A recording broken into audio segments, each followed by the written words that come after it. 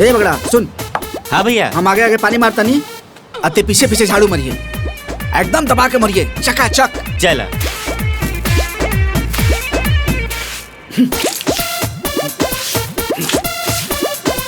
ए पागल हुए का खतर मार जाला, दबा के मार।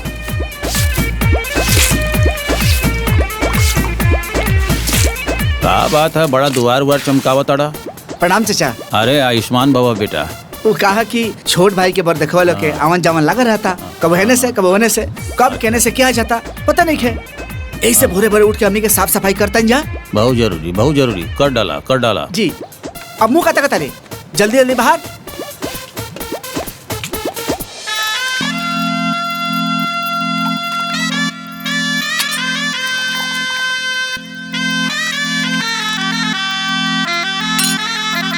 तरी फटाफट हमार पियर का कुर्ता सिल्क वाला निकाल दिया था और ललका पट वाला धोतिया। बाकी बाबूजी काल वाला कुर्ता तो रहुआ खाली एक घंटा खातिर नु पहने रहनी। अरे पगली, हम बेटा वाला नहीं है, वो सरकारी बैंक में काम करे वाला बेटा का बाप, तनी झाड़ झुर के रह के न चाहिए। ए सुनो तारू। हाँ कपड़वा ना निकल होगा हो। बस निकाला तनी जी। बे कब कह के गनी हम। भाभी इमा में से कौन सा नमकीन चाय पे दिया? अरे बाबूनी, हाँ जो पहले पैकेट खुलल बा ऊ खत्म होई तब ना ई खुलाई। हाँ अरे दुल्हन, हाँ इलायची वाला चाय पत्ती कहाँ भाव? सब क्यों दम धरा, हम सब क्यों के समस्या सुलझावतानी। हाँ रुकी।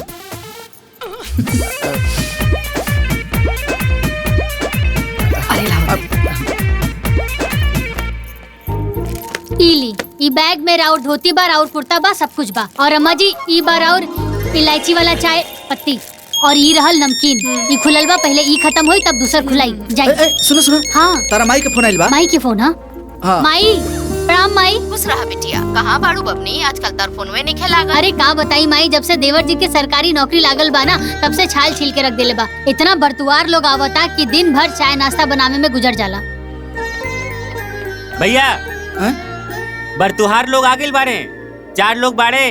लो बरतुहार लोग भी आ गए। अब हम जा तनी कपड़ा पहने। अरे माई सुनी ना, हम फोन करत तानी, बरतुहार लोग आगे बाड़े। अरे बाबूजी अभी ले खड़ा बनी रहुआ, जल्दी जल्दी जाई तैयार होई। अरे बाबूनी जल्दी जल्दी हाथ चलावा, बरतुहार लोग आगे बाड़े।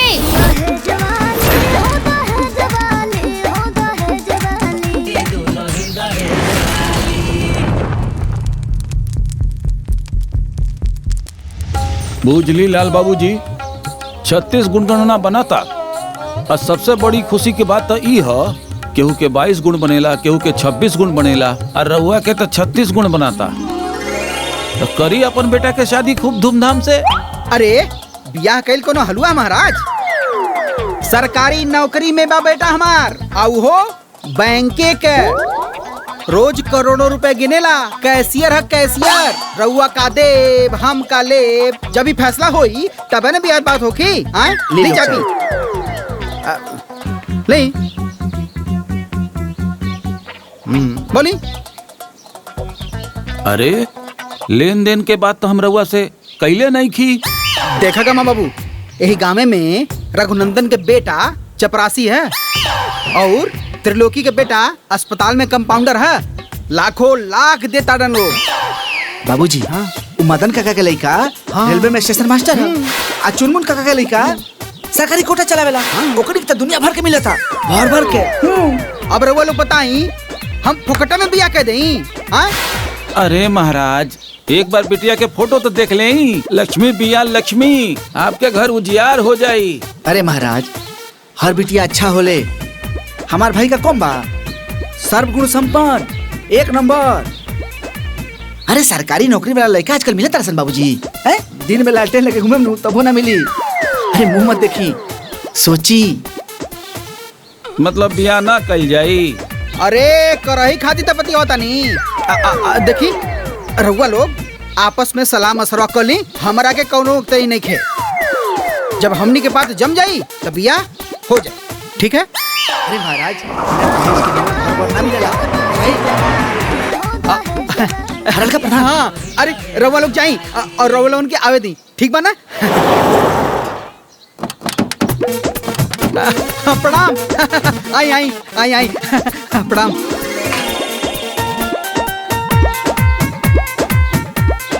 अरे प्रणाम।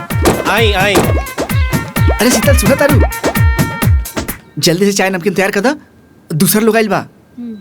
सुना तारू, हरलका प्रधान जी दूसर बार देखवा लेके आइल बड़े। हम पहले ही देख ले रानी जी, है? यही से चाय तैयार बा। तारा मालूम बा, मारुति कार से आइल बा लोग, पैसा वाला पार्टी बुझाता।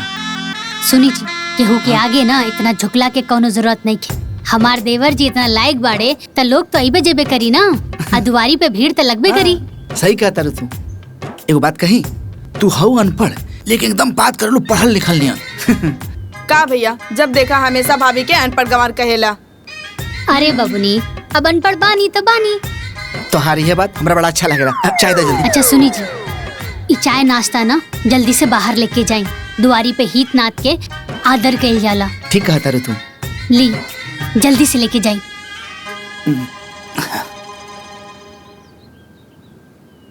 अब देखी ना हरल का प्रधान जी।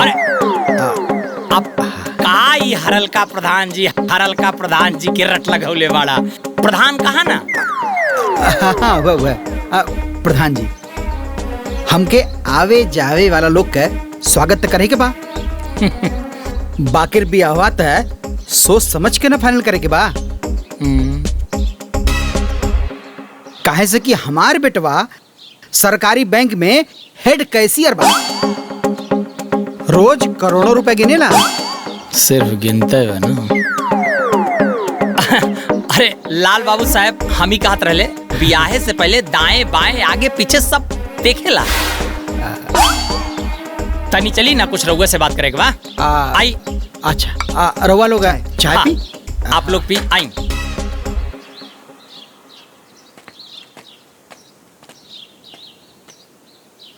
का दहेज दहेज के रट लगौले बड़ा? हाँ, का तो दहेज के चक्कर में ठगा जाइबा ना तो सारी होशियारी निकल जाई। मतलब हम अपन लायक बेटा के लायक परिवार खोजतानी, तू हमारा के समझाओ तो ना। अरे तुम्हारा लायक परिवार भी होके के चाहिए। मतलब हमार परिवार घटुआ बा? कितना बीघा खेत बा, कितना में मकान बा, चासा बासा दासा बा। मतलब तू हमरा के हिसाब ले आल बड़ा कि बरतुहार लेके आल बड़ा? आए तुहार उलग ना बड़ा तो काहे बहस करता रहा? अरे हम चाहतानी कि तू दहेज के चक्कर में खड्डा में मत गिर जा, बस। हम पागल नहीं की, हमरो के आँख और कान दोनों बा। हजार का बाजार फोकट में नहीं खिला का प्रधान। मुझला इस जवाहर में केहू का बेटा बा हमारे बेटा का लायक? आए हमारे बेटा हेड कैशियर बा, वो सरकारी बैंक में रोज करोड़ों रुपए गिनता। अरे तो सिर्फ गिनता, रखत ना बा ना। रखिए प्रधान जी, देखिए जब एक दिन हमार बेटा बड़के घर में बहू लेके आई तब तू देखबा प्रधान। कर बड़के घर में बियाह करबा। जलन खोर कहीं का सब जरूरत देख के। चलो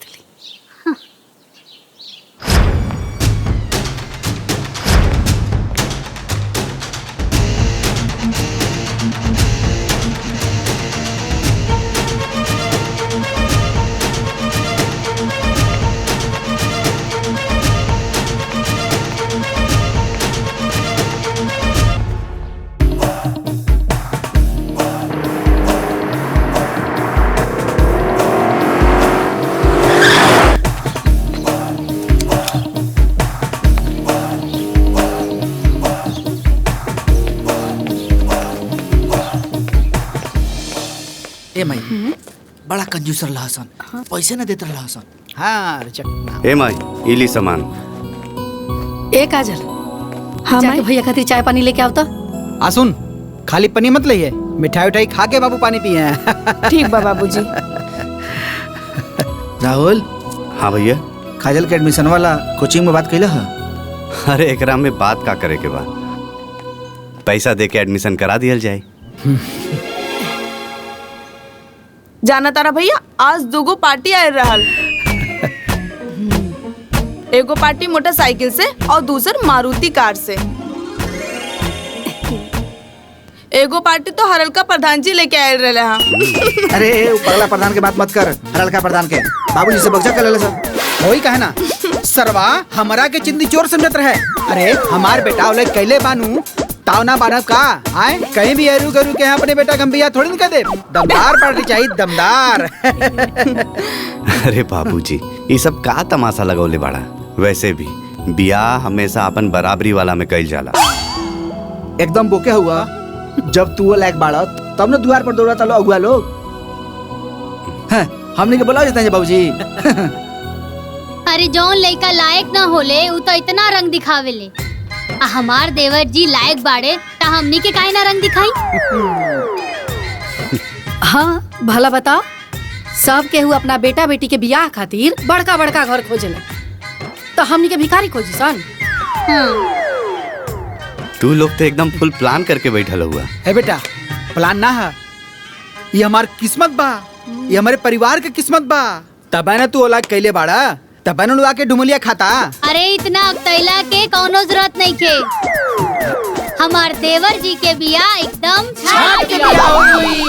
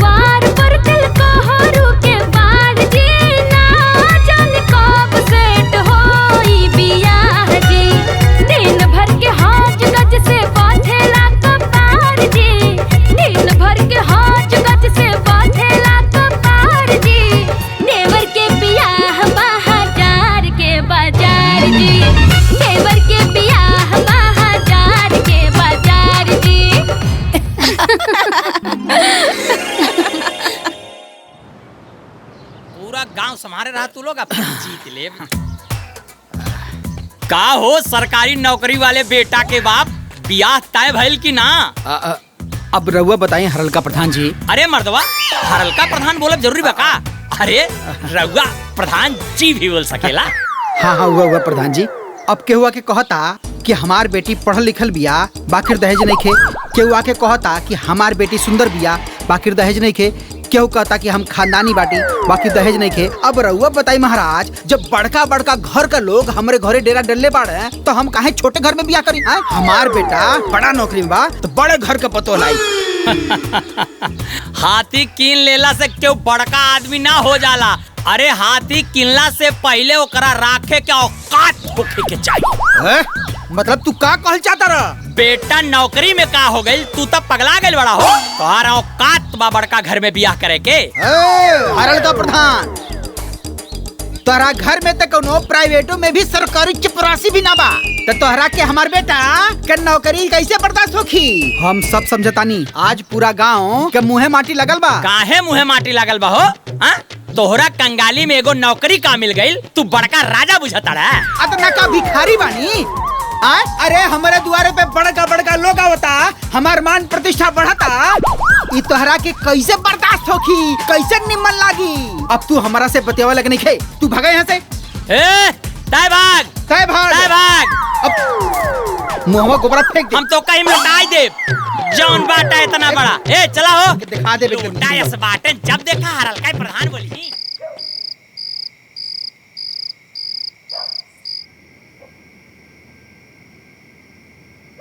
सरवाई गांव वाला हमने के इज्जत बढ़ता तो देख के जरता रहे सन।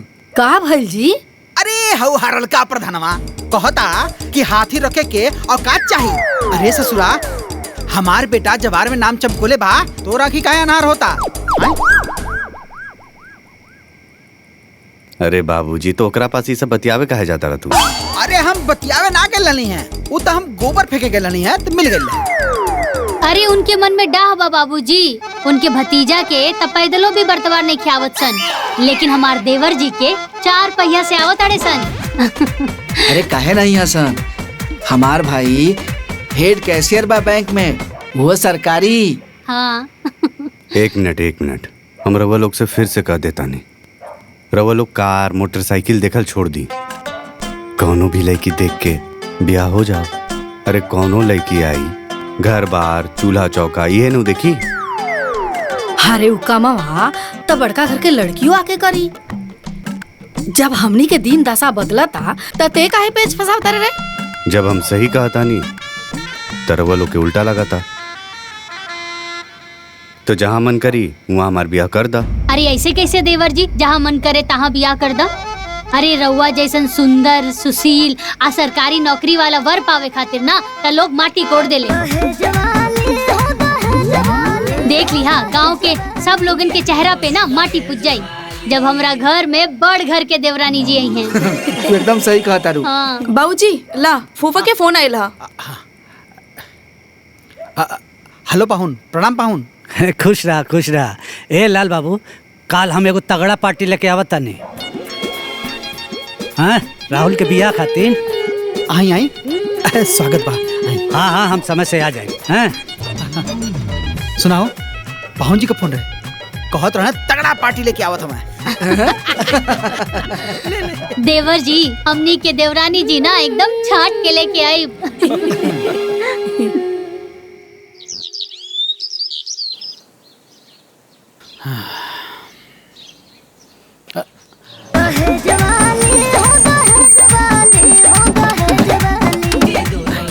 प्रणाम।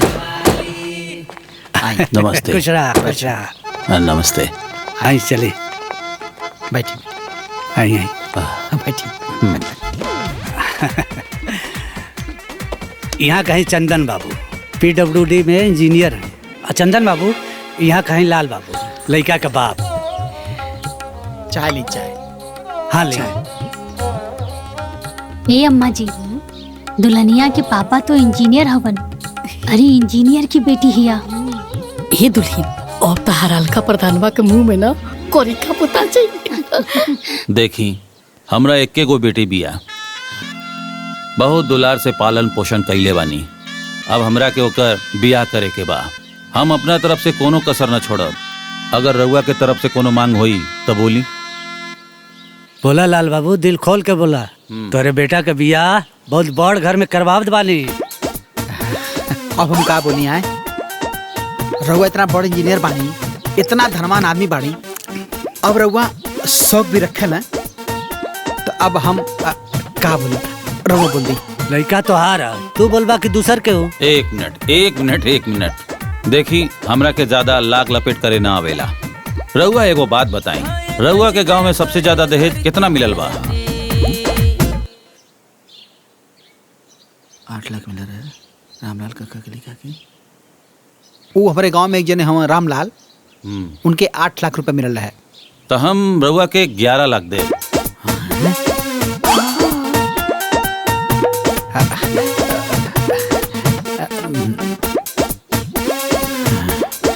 अम्मा जी 11 लाख। हाँ दुल्हीन, एकरे के ना कहल जाला बड़ा का घर, बिना मोगली इतना देता। नगद के बाद ये लिस्ट रही सामान की।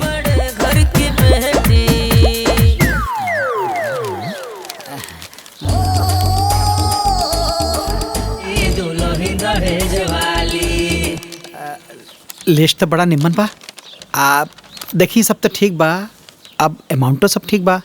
ये जब कार बा ना, अब हमनी के कार का कौन जरूरत बा। मोटरसाइकिल तो ही बगैर है, वही का रुपया दे देवल जाए। ठीक बा, आगे। और है कपड़ा धोए वाला मशीन, हमरे घरे हाथे से कपड़ा फिचाला, तो ओहो के जरूरत नहीं खे वॉशिंग मशीन के, ओहो के आप पैसा दे दो जाए। ठीक बा, आगे। और फ्रिज तक भी मिल ही रहा है। और वैसे भी हम ठंडा पानी ना पीला, काहे से कि हमारा टांसिल बढ़ल बा, तब फ्रिजियो के आप नगद दे दो जाए। ठीक बा। हाँ, मिक्सर हमनी के घरे आज भी मसाला सील लोढ़ा से पिसाला। हाँ, यहू की जरूरत ना है, ओहो के आप पैसा दे दो। ठीक बा। बाकी तो सब ठीक है ठाक है लगता। ए भाभी, वो देखा उतना बड़ा लिस्ट बा। ता बिया तय समझल जाओ। अरे अब यहू में कोनो शौक बका। अगर रउआ मन में कोनो और इच्छा हुई तो बोली। अरे नाना महाराज, रउआ तो हमनी के सोच से भी बेसिए देता नहीं। अरे सारा तनी अपने मलकिनों से पूछ लेता कि उनके मन में का है। का हो? हाँ तो कुछ बोले के बा? ना जी, जब यहाँ लोग बिना मंगले इतना देता नहीं तो का बोली। अम्मा जी फोटो खातिर पूछी ना। ए जी, अरे दुल्हीन ना लड़की के फोटो खातिर कहता रही। दा दा दा ये अभी के बा, सबके दिखा दा। अब देखी ना, इतना जने आइल ना, इतना जने गइल ना, और कहीं भी बियाह तय ना भइल। हैं रउआ पट से नहीं, चट से बियाह तय हो गई। एक कह जाला लिखन। तब आगे। अरे आगे का, रउआ मालिक है, रउआ अगुआ ही, जैसे जैसे कहल जाई वैसे वैसे बियाह होई। और का तो ठीक बा, हमन का दिन पता रख के तो आगे बता दे हैं। ठीक बा। चला ताली जा। प्रणाम। आई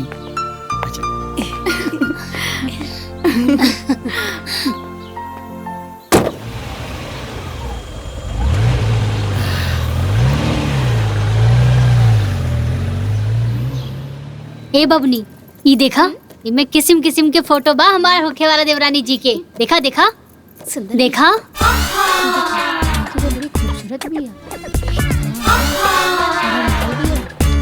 ए भाभी, तू तो बड़ा डिजाइनर देवरानी चुनले बारू हो। ये कार बड़ी महंगी लागती है। अरे हमार होखे वाला देवरानी बाड़ी बड़ घर की बेटी बिया, कार बा ओकरा लगे तो कार के साथ फोटो ना खिंचाई का। ए भाभी, ये तो हीरोइनियन फोटो बा। हमार होखे वाला देवरानी हीरोइन नियन ना लागी त के लागी। ए भाभी, हाँ? ये तो गजबे फोटो बा हो। का हर फोटो में तू लोग नुक्स निकाला तारू? स्टैंडर्ड लोग ऐसे ही फोटो खिंचावे ले। जैया हमार भाभी आ जिए ना, ऊ दिन देखिए तू लोग आग फाड़ के। अरे बबनी, वीआईपी घर के बेटी बिया, बहुत बड़ घर के बेटी बिया। अब ऊ ना ऐसे ही फोटो खिंचावेली। और पता बा हमार देवरानी जी ऊ का दू ये पढ़ ले बिया। हाँ ये तू तैयारी कला। हाँ वो आई तो तारा का ट्यूशन पढ़ाई। अरे जाई जी, रउआ देख लिया कैसे वो हमारे हाँ, आगे देखे, पीछे देखे। रही। हाँ देख लिया। ए भाभी, तिलक कहिया बा? अरे बबनी, बड़ घर में बियाह होता तब बड़ तरीका से ना होई, सारा व्यवस्था उहे लोग देखत अड़े। और पता बा सबसे पहले छेका होई, वो वीआईपी तरीका से।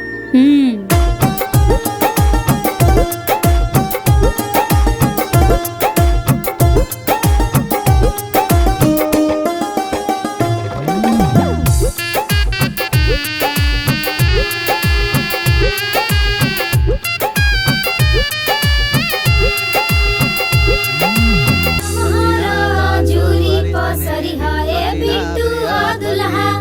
लमहरा जूरी पसरी है बिटुआ दुल्हा लमहरा पापा जी के नाम जी तनिका तिलक जन चढ़ई है गुड़िया के पापा हंसी है नगरिया के लोग प्रार्थना कीजिए। पीतल के बर्तन जब देखेली दुल्हा के ए चाचा, इतना स्टैंडर्ड छेका आज ले हम कभी ना देखनी। अरे तो आज देख ला हैं हमार बेटा ओलाक बानू हैं।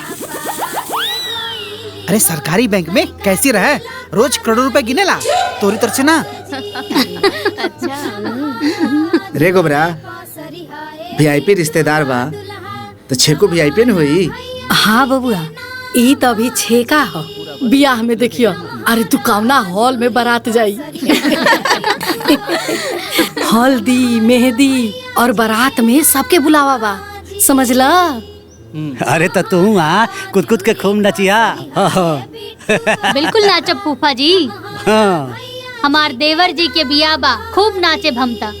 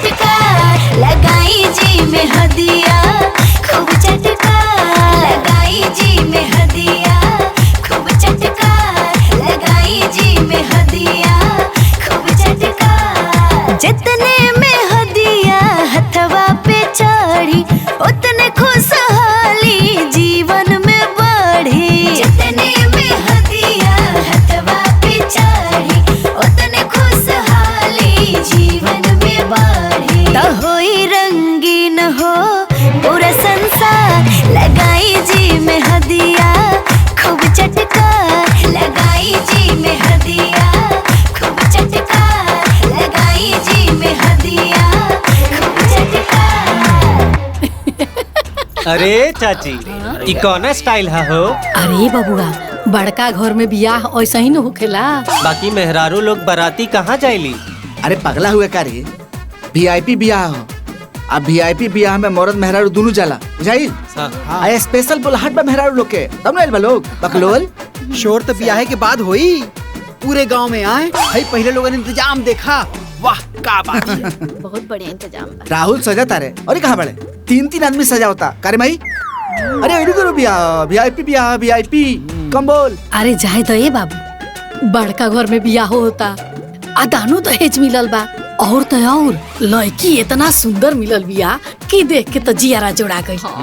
अरे खुशी की ठिकाना नहीं के ओकर। ई सब फूफा के करतब ह।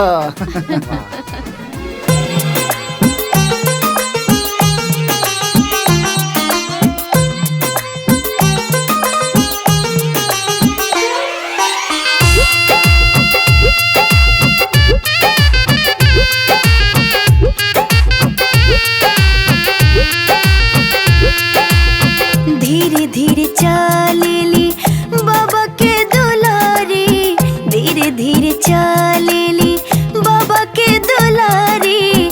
बर देखी मनावा मोहाला जी, बर देखी मनावा मोहाला जी। आज होता बरमाला जी, आज होता बरमाला जी।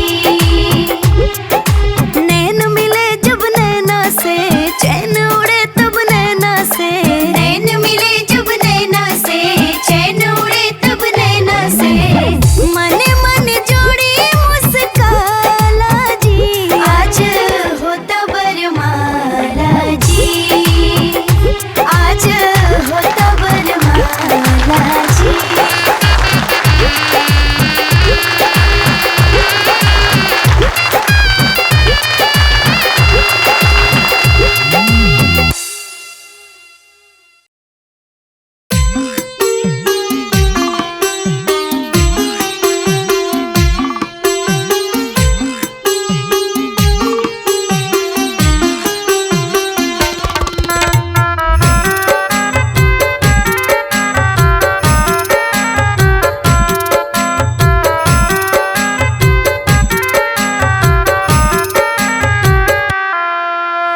आज के रतिया बाबा जागल रहिया, आज सब चोरी हुई हो।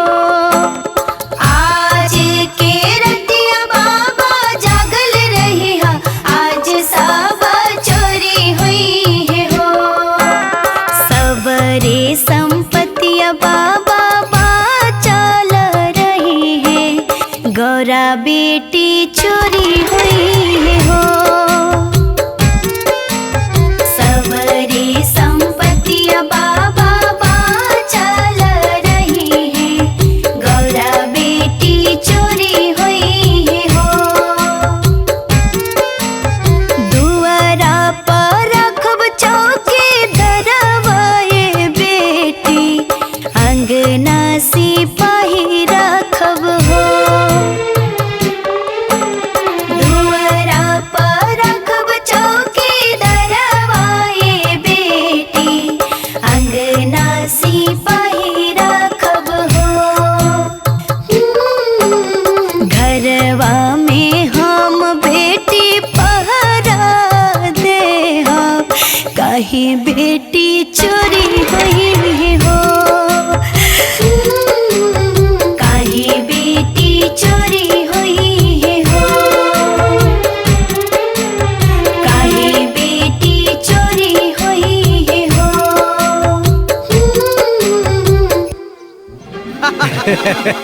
अरे बाप रे बाप, हे भगवान। भाई देखा ना, भाई सबके खातिर कुर्ता, भाई सबके खातिर धोती, और तो और जितना बराती गए हैं सबके एक कंपनी का घड़ी सबके देले बा, हर बराती के देले बा। आहा, मन प्रसन्न हो गई। ऐसन बियाह कहीं देखने पड़ा लोगन? अरे महाराज बियाह के करौले अरे एकदम सुपर बार रिश्तेदारी, सबके खातिर अलग अलग व्यवस्था। सही बात बा। अरे मामा एक नंबर के समधियान मिलल बा बाबूजी के। सही काला बेटा, एकदम स्पेशल।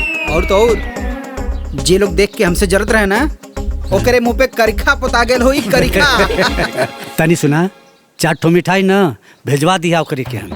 जब मिठाई का स्वाद चखी न, ओके अंदाजा हो जाए कि कैसन घर में बियाह भइला। अरे बेटा, अगर इतना अकल हो तब प्रधानी न जीत जात। सही कहते, सही कहानी। मालूम है पापा जी, माई खूब उर्दू कैलस एकदम गर्दा। अब रहुए सब बताई, हमनी के तो ठहरनी पुराना जमाना के हमनी के का पता बा कि हल्दी कैसे होखेला, मेहंदी कैसे होखेला और हईबर माला। अरे बड़का बड़का में होइबे करेला। ए राहुल कमाई, तू बड़े घर के बेटी का सास बनिए गई लो। आ तू ससुर महाराज। ए काजल। हाँ बुआ। तनी एक गिलास पानी लेके आवा, बड़ा जोर से प्यास लगल बा। ठीक बा, लेके आवा तानी।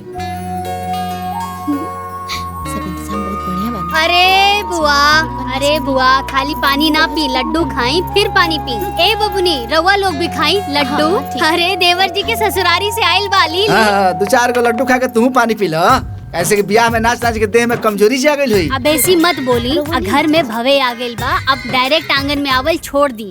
ए फुआ देखे तारे, छोट भाई के ब्याह का भइल, हमरे घर में हमरा पर नो एंट्री के बोर्ड लग गई। नींबू पानी पुराना रीति रिवाज। अब खड़ा का बानी, जाई ना दुआरी पे। अरे जाता नहीं तो नहीं कर लोगन। अब जाए तो दुल्हन तोहू के आराम मिल गई। हाँ मामी, 2.5 साल से नैहर ना गइल रहनी, अब छोटको आ गइल बा तो 10 दिन खातिर नैहर होके आई। ए भाभी, कन्या के मुंह ना दिखाईबू। अरे बबनी बदकही में तो हम भुलैया गई नी। अभी हम तैयार करके लेके आवत आनी, तब तक लड्डू खाई रहा लोग। अरे बबनी खा लाना जल्दी से। अरे वो खाई ना दीदी। छुटको। अरे देवर जी, वो का करत आनी? अरे जाई दुआरी पे। काहे भाभी?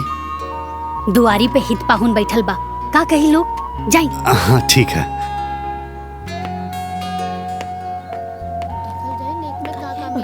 हे बुआ, वो देखो भैया कुछ कहा तारे। अरे लड्डू उड्डू खा लोगन। हाँ हाँ खाई बुआ। ए छुटको, सुना ना, जल्दी से तैयार हो जा, गांव के कुछ लड़की लोग आइल बा मुंह देखे खातिर। दीदी मूड नहीं खे, फिर आके आराम कर लिहा, अभी जल्दी से तैयार हो जा। हाँ हम कहनी ना हमार मूड नहीं खे, तनी जाके चाय बना के ले आई।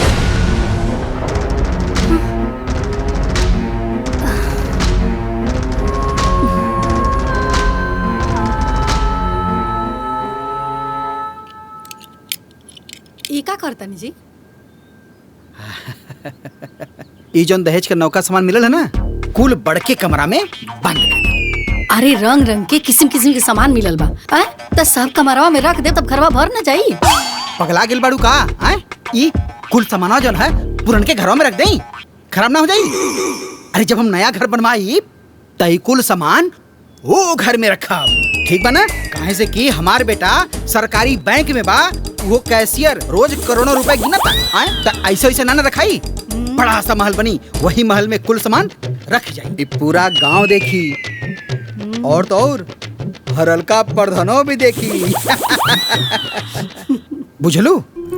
हैला चाबी रखा संभार के, ठीक है ना? ठीक बा। का करी अम्मा जी? ही आई ना। हाँ दुल्हन, अरे जल्दी आई। का भइल हो?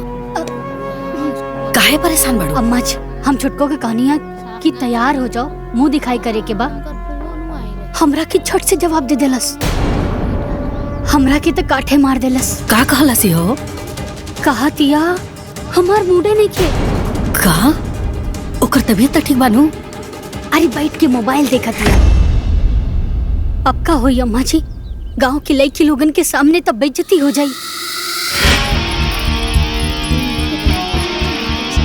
दीदी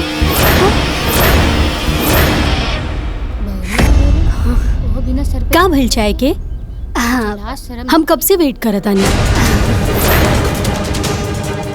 थोड़ा जल्दी बना के दे दी। हाँ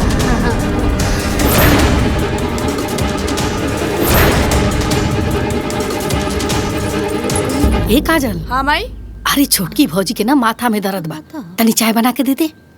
अच्छा देत बानी। चलल जाओ का? कुछ लाज शर्म नहीं का? ए भाभी, नाई की कन्या के तबीयत तो ठीक बनू? वो का बाना कि बड़ घर के बेटी बिया, चाय पिए के आदत बा। रवा लोग बिहाने आइम। हाँ अभी जाई। ठीक। हाँ हाँ ठीक बा, चलो बिहाने जरूर रही लोग। हाँ चलिए बुआ। चलो ए बहन। आपकी चाही जैसे जीत ले भी हरलका प्रधान के बदनामी हटाई दे। अरे कहाँ गई रहलू बच्ची लोग? दुल्हनिया देखे गल रहनी है हरल का प्रधान चचा। अरे प्रधान चचा भी कह सकेलू, अब हरलका प्रधान बोलब जरूरी बा का? अच्छा वो है कन्या देख के आवता नहीं। अच्छा त का सही उ दोनों बड़का घर के हईं? तबे तो वो बड़की पतोहिया से चाय मांगतिया, वो भी अंगना में खड़ा होके। अच्छा और काका भइले? अरे चाचा कन्या अंगना में खड़ा होके कहतिया हम कब से वेट करत तनी, चाय अभी लेना आइल। अच्छा हाँ चाचा सभी लोग लजा गए। चल रे नया जमाना के नयका पतोहिया।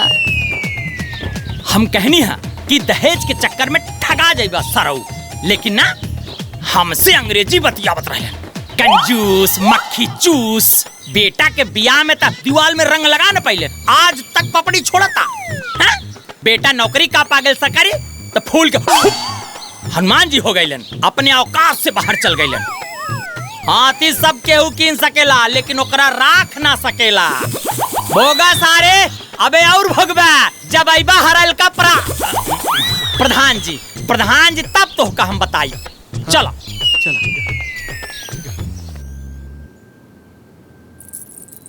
दुल्हन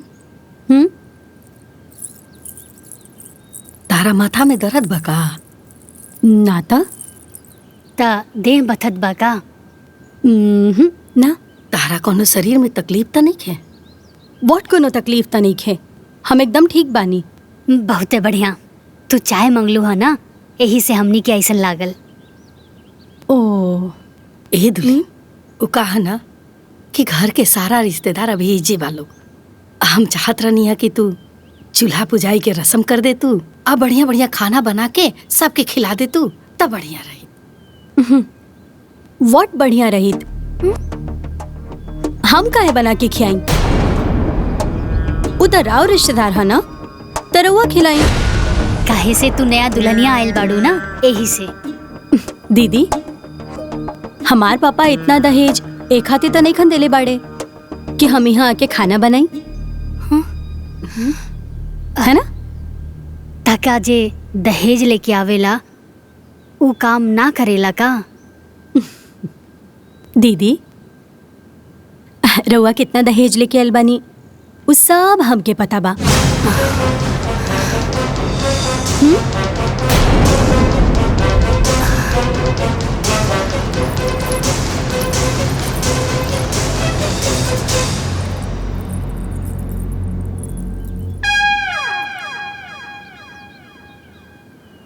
ए अम्मा जी वो कैसन बोलत या जी?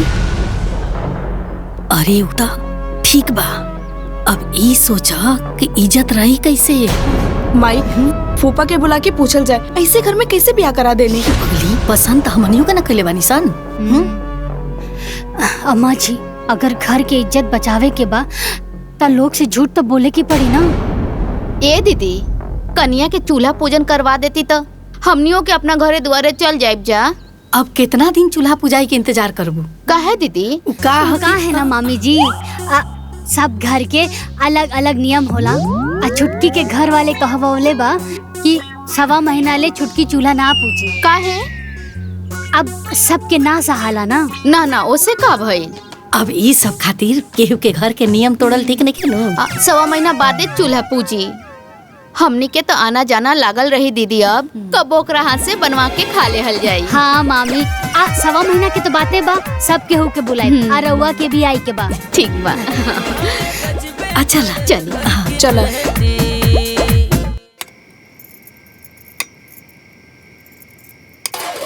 ए बबनी ले जाके अगल बगल के घर में दे आवो, ओकरा बाद में ना पूरा गांव में बटाई, ठीक बा ना? बाकी घर के भी तैयार रखा लोग, हम देके तुरंत आवतानी।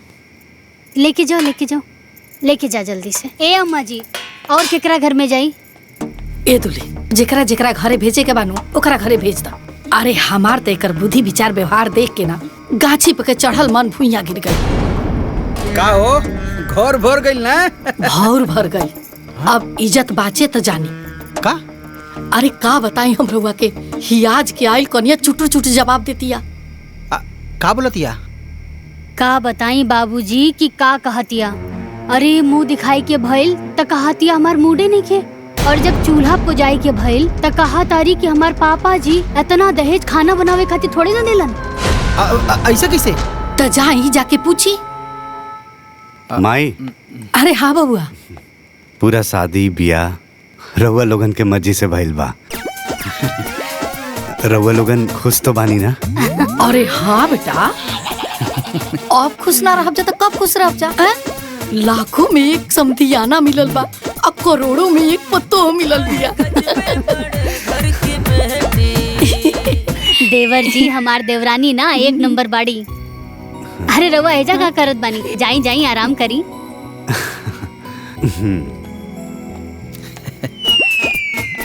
अब भगवाने जानस का होई दादा। अरे कुछ ना होई, अभी नया नया बिया, सिस्टम समझ में आई, सब ठीक हो जाई। ठीक है ना? हाँ? ए अम्मा जी ठीक हो जाई ना? भगवान जानस सुधरी की ना।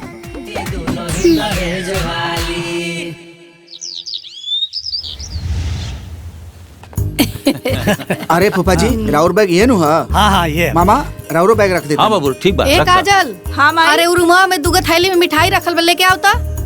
ये देखी ना, यही नु हाँ। हाँ एगो फुआ खातिर हा, एगो मामी खातिर। गाड़ी में रख देता नहीं, ठीक बा? इली अम्मा जी। ए लाल बाबू, मोच ऐट के पूरा गांव में घूमिया, तोहरे बेटा का ऐसा घर में बियाह करा देले वाली। अरे भोरही गांव में 4 फेरा लगा के आयल बानी। बहुत फास्ट हवा मर्दवा। अम्मा जी छुटकी के बोल दी पैर छुए के। ए दुल्हन हमरा डर लगता, हम ना बोलो। देवर जी के बोल दी। राहुल सब केहू जाता लोग।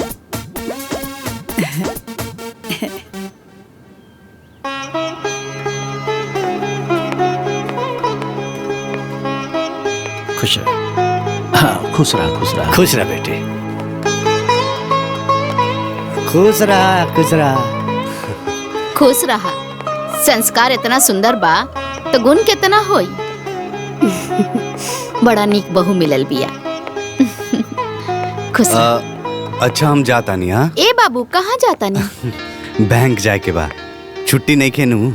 ए बाबू तनी छुट्टी मिले तो हमरो के यहाँ आके घूम जा। हाँ मामा जी जरूर।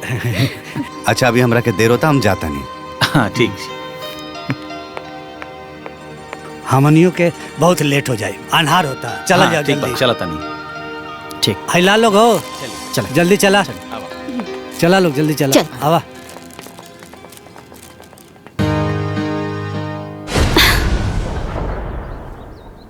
भगवान के दया से सब बढ़िया से हो गया। पतो बड़ा निमन मिलल बिया, सुंदर सुशील। ठीक बा दीदी। चला तनी। बेटा सब रखा गेल कुल? जी खुश प्रणाम खुश फूफा जी। रह, खुश रह, खुश रह। प्रणाम। प्रणाम मामा। चला जाओ, बैठा जा। नमस्कार हाँ, बेटा। प्रणाम दीदी। प्रणाम फूफा, प्रणाम मामी। खुश रहा। प्रणाम खुश रहा। प्रणाम। चला चला।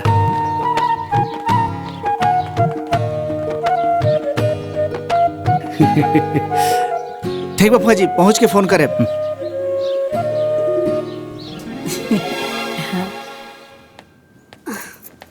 आज सबके विदाई करे में नहाए में लेट हो गई हमरा। ए दुल्हन। हाँ अम्मा जी। अरे आज देख लू कितना संस्कारी नियन आके सबके पैर छुलसिया। हाँ अम्मा जी, भगवान के कृपा बा की इज्जत बाच गई। भगवान करस ऐसे ही ओकर अकिल बुद्धि बनल रहे। देख लू हाँ आज भोरे भोरे कैसे नहा धोले लसिया। अरे 2 दिन से ओकर हाव भाव देख के तो मन में बड़ा सदमा लाग रहल है, लेकिन आज ओकर भाव स्वभाव देख के मन के बहुते शांति मिलल है। हाँ। जा जा जाके नहा लो। हाँ अम्मा जी, हम नहा के आवत है।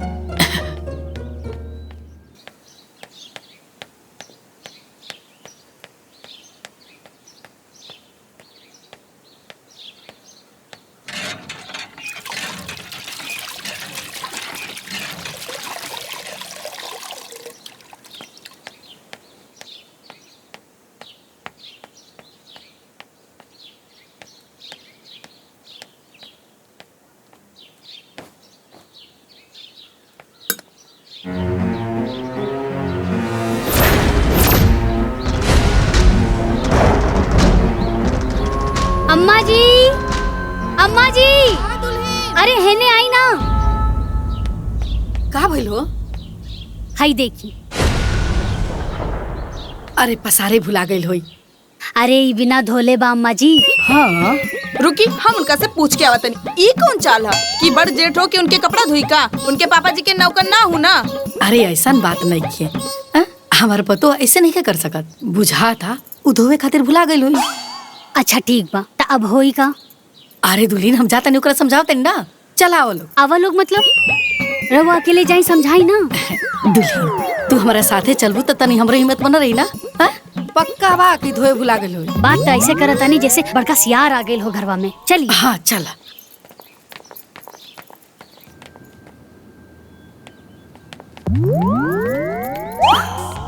ए दुल्हीन तू ही पूछा ना। हम छुटको। अरे का भइल? छुटको शायद तू नहा के ना अपन कपड़ा सही छोड़ के आ गईलू। अच्छा अरे दीदी वो धोए खातिर बा। त चल के धोला। हम काहे धोई? हाँ काहे की राउर कपड़ा हा? अरे ओसे का भइल? हमार पापा हमरा से कपड़ा धोए खातिर, बर्तन धोए खातिर, झाड़ू पोछा लगवावे खातिर, एक खातिर वालों के दहेज थोड़े ना देले बाड़े। अब समझ में आई ना? का समझ में आई? अरे दुल्हीन तार पापा इतना दहेज एक दिन थोड़े ना दिले बने। तू आके एजा कपड़ा धोआ काम करा। छुटको त फिर तहार कपड़ा के धोई? ला रवा लोग। जेठानी को टेंशन ये दे रवा लोग। ठीक बा। ससुरा वालों को भाव नहीं दे। अरे बाप रे बाप, अब का करी? ए दुल्हीन बुझा था कि एकरा माथा पर भूतवा चढ़ गई। दादा देख लू सुटुर सुटुर जवाब देतिया। आज भैया के आवेदा इनके नाटक सब बताई हम। चुप कर, मारा बैसन थप्पड़ ना मुंहे लाल हो जाई। ई जोन करत आरी ओकरा के बतावल ना जाई। ए बबनी अगर हमनी के बताइब सन ना तो हमनी के 4 गो सुनब भी सन। वो तो कहता रहलन है कि अपनी बराबरी के परिवार में रिश्ता करे के, लेकिन हमनी के ना भूत चढ़ल रहे बड़का घर में रिश्ता करावे के। सही कहता रुए दुल्हीन। अरे हमनी के अपने जाल में अपने फंस गए बन जा। तो इनके कपड़वा के धोई? ए बेटा उ तोर बड़ भौजाई ही है ना, तू ही धो दे। हम ना धोए। जय दलो हम ही धो दे। अम्मा जी रिश्ता तय करावे में हम तो रहनी ना, रउआ रहे दी हम धो देतानी।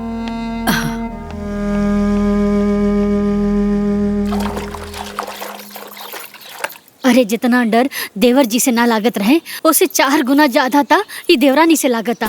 हमार सास पतों के तक किस्मतें खराब बा। अरे जौन काम के कल्पना ना कहले रहनी वो करे के पड़ता। कहो कपड़ा धोए तरु का? ना कबड्डी खेलता नहीं। खेलब जी। काहे ऐसे बोला तरु हो?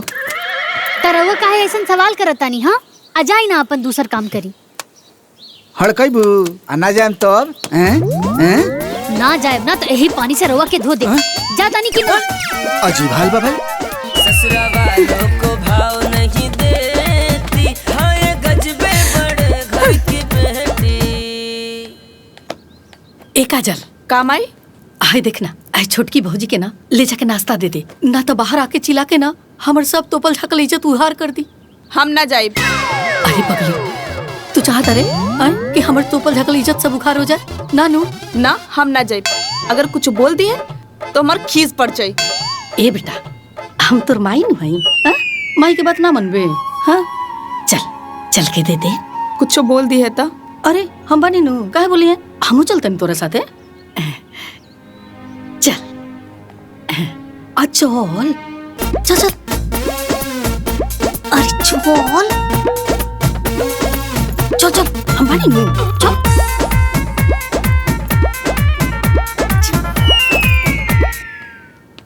भाभी नाश्ता। नाश्ता में का बनल बा? पूरी सब्जी। छी पूरी सब्जी मॉर्निंग में के खाएला? हमरा सूट ना करेला। हमरा खातिर दही कचौड़ी लेके आई। बाकी बनल तो इहे बा। व्हाट? बनल तो इहे बा। हम कोनो जानवर तो नहीं खी कि हमरा के जॉन ऑफर होके हम उहे खाए है ना। हम का करी भाभी? व्हाट? तो हम का करी भाभी? जाई जाकर बना के लेके आई दही कचौड़ी, सिंपल। काहे कि हमार पापा एक हाथे दहेज तने खन देले बाड़े कि इहे खाए के बा तो इहे खाए के बा, ऐसे ही रहे के बा तो ऐसे ही रहे के बा, है ना। बड़ घर में शादी करे से पहले सोच लेवे के चाहिए ना। हाँ, अब सोच का रहल बानी। जाई। हेलो। हाँ भाभी। दही में शुगर डाल के लेके आई। ओके।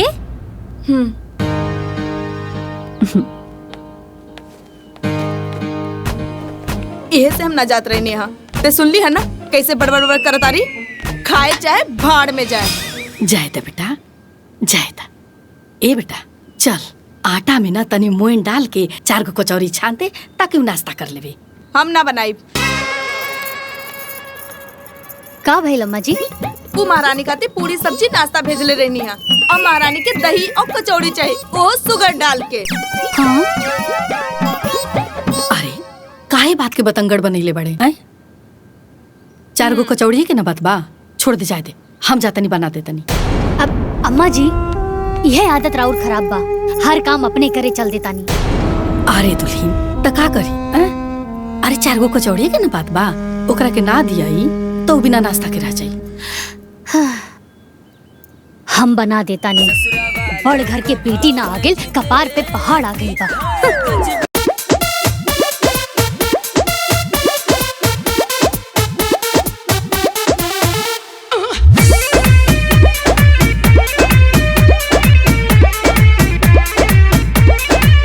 लेके आइली दहेज साथे पलंग कुर्सी मेज नई हर से।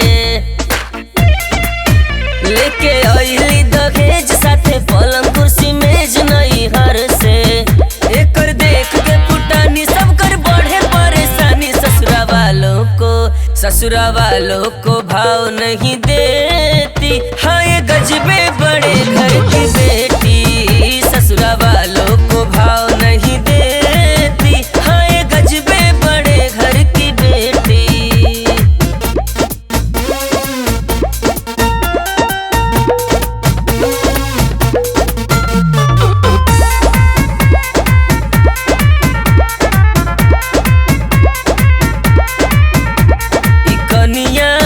घर भर के नाक में दम करे हो।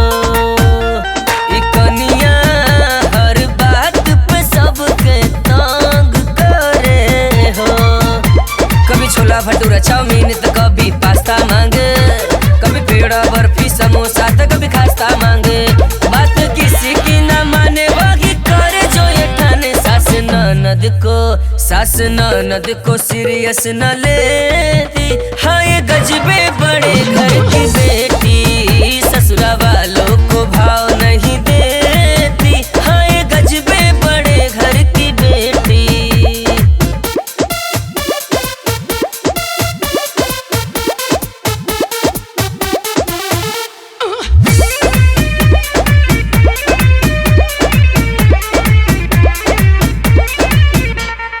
कनिया बड़का घर के रुबाब दिखावे।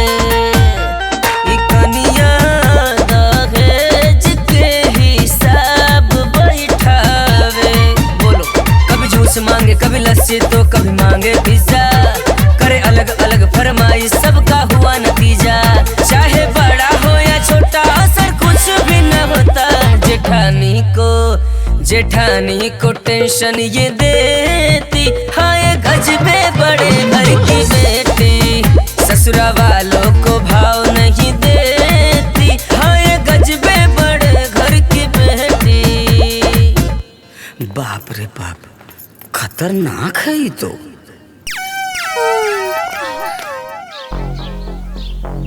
हमनिए के घर भर के माथा पर 7.5 चढ़ रहा कि बड़का घर में बियाह हुई। अरे तो करी पता रहे बड़का पतो ना आफत आ जाई आफत। सब केहू के नौकरानी बना के रख ले बाड़ी। हर बात पे अपने पापा के दहेज के धोस दिखावतिया।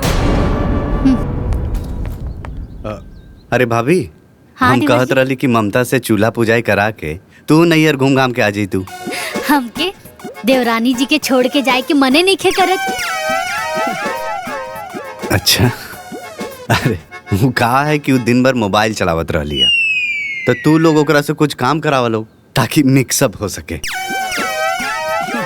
वो तो बेचारी कहत रहलिया कि ए दीदी का काम करे के बा, लेकिन हमनी के मना कर देनी हसन।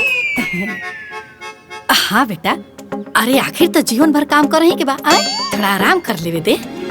ठीक बा, ते सास उपतो जैसन तोर मर्जी।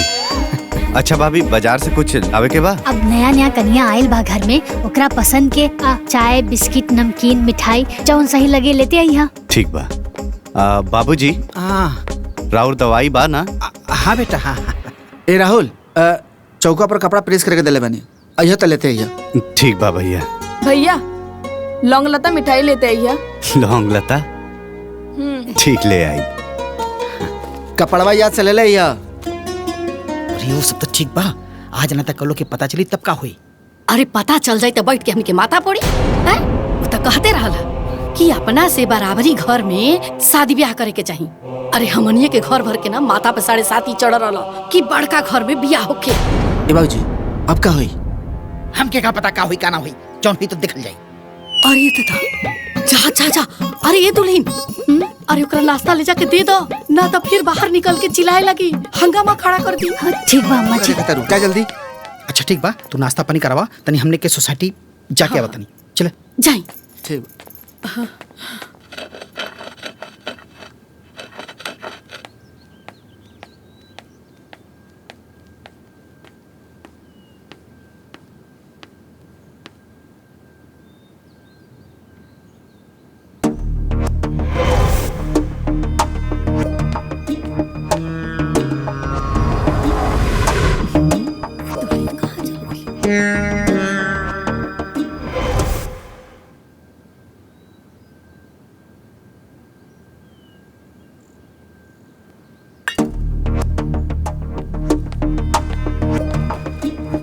अरे ये काजल, हाँ माई, छोटकी भाभी के दिखले है कहाँ बाड़ी? हमके का पता कहाँ बाड़ी? हमेशा उल्टे बोलत रहले।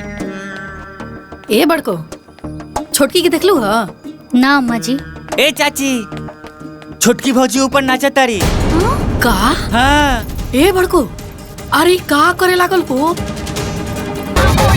में घंटी हिलावे पड़े।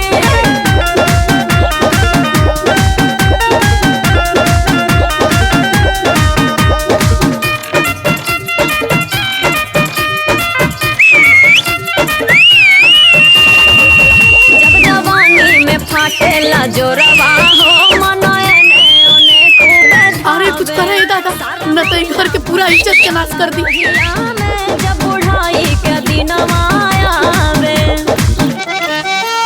आज बमस्ती तो लूटला जमक।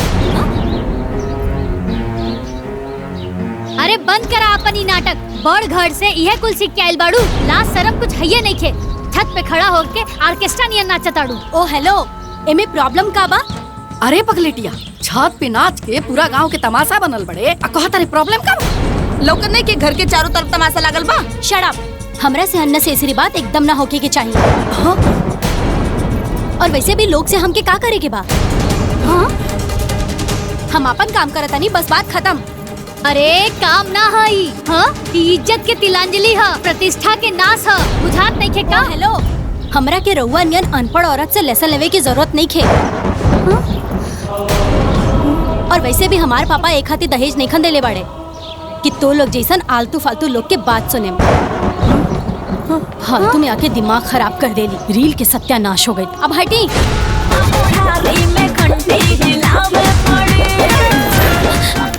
बेहाया बेशरम, उतर नीचे। चल उतर नीचे, उतर नीचे, उतर नीचे, चल उतर नीचे, उतर नीचे। ढेर दिमाग खराब हो गइल भाई। तू लोग का तमाशा देखा तारा? भागा यहाँ से, यहाँ तमाशा लगल बा। भागा यहाँ से, भागा। चलो भौजाई के संभाला, हमनी के कहा तमाशा देखत नहीं जाए। हमरा ना पता रहे कि हमार पापा ऐसन जाहिल गवार अनपढ़ के बीच हमके भेज दी हैं। अच्छा हाँ, सरे आम छत पे नाचे वाली हमनी के जाहिल और अनपढ़ कहतिया। सुना, बहुत हो गल तोहार ड्रामा, अब शांत रहा न त दिखा देब कि जिठान का होली। ओ हेलो, हम कोनो एरू गैरू नत्थु खैरू औरत नहीं की जकरा के तू लोग आपन उंगली पे नचैबा। अरे हो गई ला दुल्हन, बस करा लो। ए दुल्हन मत लड़ा लो, चुप रहा लो। अरे इतना दिन से बर्दाश्त करतानी ना अम्मा जी, लेकिन अभी कपार पे चढ़ के नची है तो कैसे बर्दाश्त हुई? व्हाट, कपार पे चढ़ के नाची तो कैसे बर्दाश्त हुई? हाँ, हमार मन हम जहाँ चाहे वहाँ नाचे। जी तहार घर ना हा कि तू आपन मन मर्जी चलेबू। अरे चुप कर रे, तेहू बोले लगलीस। अरे गांव के लोग सुनिए तो का कहिए। अरे ए बात के लाज कई बड़ी घर की बेटी के होके के चाहिए ना अम्मा जी। एक्सक्यूज मी, हमार घर के बराबरी करे के तू लोगन के कैपेसिटी भी नहीं खे। और वैसे भी हमार पापा तू लोगन के औकात से ज्यादा दहेज एक हाथी देले बाड़े कि तू लोग हमार गुलामी करा। अरे आग लागो ऐसन दहेज में। अरे बाप रे बाप, का करिए दादा, चुप करा सना रे। अरे ये दहेज वाली के चुकराई ना अम्मा जी, और इनकर मुंह बा हमनी से गुलामी करावे के। व्हाट, मुंह बा गुलामी करावे के? ई बात ना दहेज लेवे के पहले बोले के चाहत रहे। अरे छुटकी दुल्हन, हम तर हाथ जोड़ता नहीं, चुप कर। अरे काहे सरेआम हमनी के इज्जत में आग लगाओ तब। अरे अम्मा जी, रवा एकरा सामने काहे हाथ जोड़ता नहीं? अरे दुल्हन, तेरे सामने हाथ जोड़ता नहीं। तू ही चुप हो जा। माई देखत नहीं के इनका के आपन दहेज के कितना घमंड बा। हाँ, अरे वह दहेज के घमंड में तई पगलाइल बिया। एक्सक्यूज मी, पगलाइल नहीं की। तू लोगन के ना बकबक और बकवास से हमार दिमाग हैंग हो गइल बा। शांत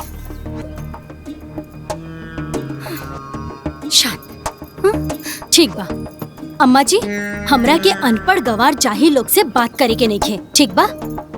हमके चाय चाहिए। हाँ? हमरा के चाय चाहिए, बड़ी आई चाय वाली। हाँ?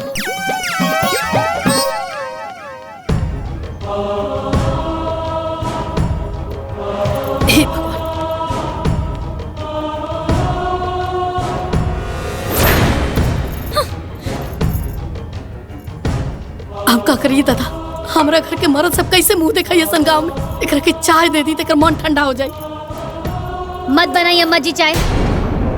अरे दुल्हन, काहे बखेड़ा खड़ा करते रू, बना ले बेदा। चाय पी तो का जाने ओकर माथवा ठंडा हो जाए। हम कहा तानी ना, चाय ना बनी त ना बनी अम्मा जी। त तू ही बना देना। हम ना बनाए भा, बहुत घमंड बना ओकरा के अपन दहेज के ऊपर, वही दहेज से बनवा लेस।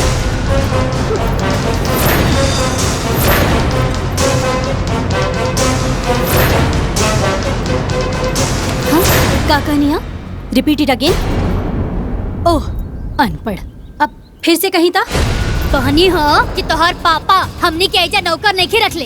अरे दुल्हन, काहेला टेंशन खड़ा करत रू लोग। एक कप चाय के ना बात बा। एक बूंद भी चाय ना मिली अम्मा जी, बहुत घमंड बना इनके दहेज के, वही दहेज से बनवा लेस। अम्मा जी, हम अनपढ़ लोग से बात नहीं की कल चाहत, बस ये बताई चाय मिली कि ना मिली। अम्मा जी हमू बता देता नहीं, एक घर में ना केहू केहू के नौकर ना हा, चाय ना बनी ता ना बनी।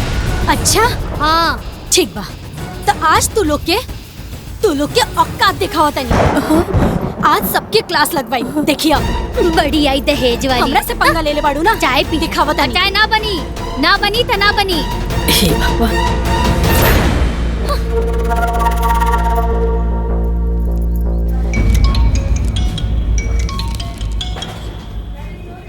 हाँ हेलो, कहाँ बानी रुआ?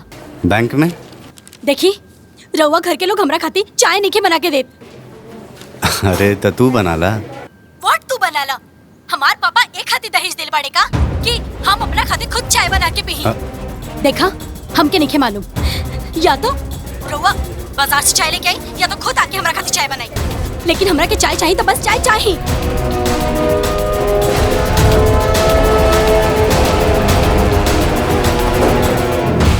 बाबूजी, गांव समाज में बहुत बेइज्जती होता, कुछ समझ में नहीं आया। ले आगे ले। बाबूजी का भइला? भैया घर से फोन आयल रहे, का बात बा? ते काहे चिंता में बाड़ी माई, उनकर मेरा रू है ना, पूछेलस। का बात बा माई? का बताइए बेटा, हमने के अपना गलती के सजा भुगता नहीं जा। मतलब देवर जी की हमनी के तो अनपढ़ बानी जाना, जाके अपन पढ़ल लिखल मेहरारू से पूछ ली। ममता, ममता, ममता, कहा का बात बा? हमार मुंह ठीक नहीं है। काहे? ई बताई, हमार रील वील बनावे से ई लोगन के का प्रॉब्लम बा? अरे रील वील ना बनत रहे, छत पे खड़ा होके ऑर्केस्ट्रा के डांस चलत रहे। का बाजू में खड़ा बाड़ी पूछ ली ना। हाँ बनावत रनीता। अरे गांव के लोग अपना छत पे खड़ा होके सीटी मारत रहला। अभी बेशर्मी पे केहू बोली ना का? Shut up. Shut up, you illiterate woman. I don't want to talk to a fool like you. You shut up, shameless woman. Even I don't want to talk a crazy woman like you. I am done with this word illiterate. What do you think? You are more educated than me in this house? Listen, I am more educated than you. Did you understand? अरे तोहरा से ज्यादा ही घर में पढ़ लिख के आई नहीं, लेकिन अनपढ़ बन के रहनी ताकि हमार कम पढ़ल लिखल पति के मन में हीन भावना ना आवे।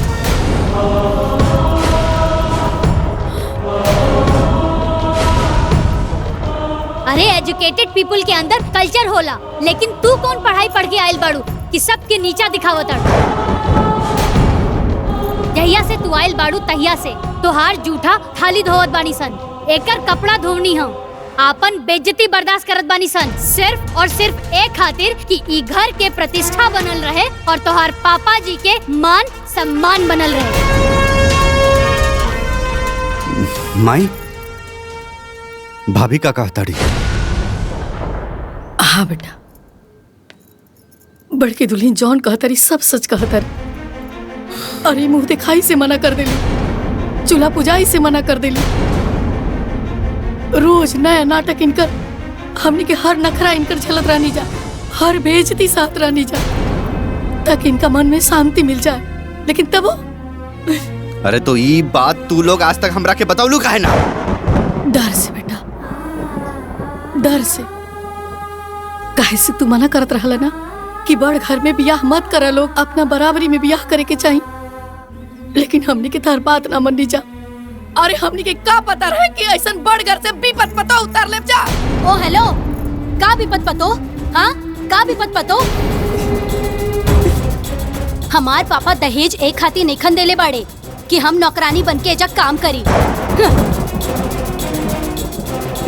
इतना दहेज देवे के मतलब कि हमके नौकरानी चाहिए ना, ता अपन बाप के दहेज के नौकरानी बनावा। तरुआ लोग का करे?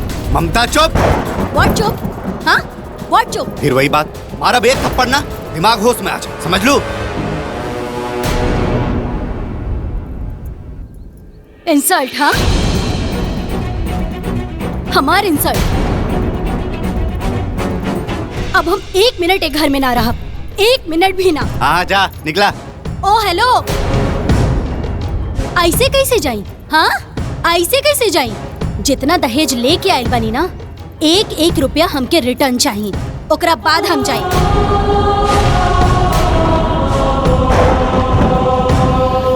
डन। तहार 1-1 रुपया और तहार दहेज हम रिटर्न कर दे। बाकी तहार जैसन बदतमीज लड़की जौन हमारे फैमिली के रिस्पेक्ट ना करे, हमरा के ना चाहिए। जा, निकल यहाँ से। अरे ऐसे कैसे चल जाई? आपन दहेज लेके वापस? हमनी से गुलामी करौले बिया, हमार गुलामी करे के पड़ी, ओकरा बाद जाई। ओके फाइन, काल हम अपने पापा के एजा बुला लेंगे।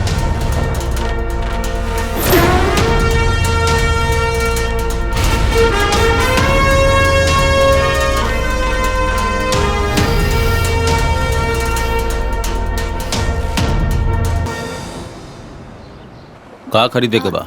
एक ठो झुमका खरीद दे अरे हम। झुमका तो एक ठो, खरीद ले हाँ। रही ना पिछला अरे महीना तो खरीद दे अपना फिर से। अरे तू हो ना।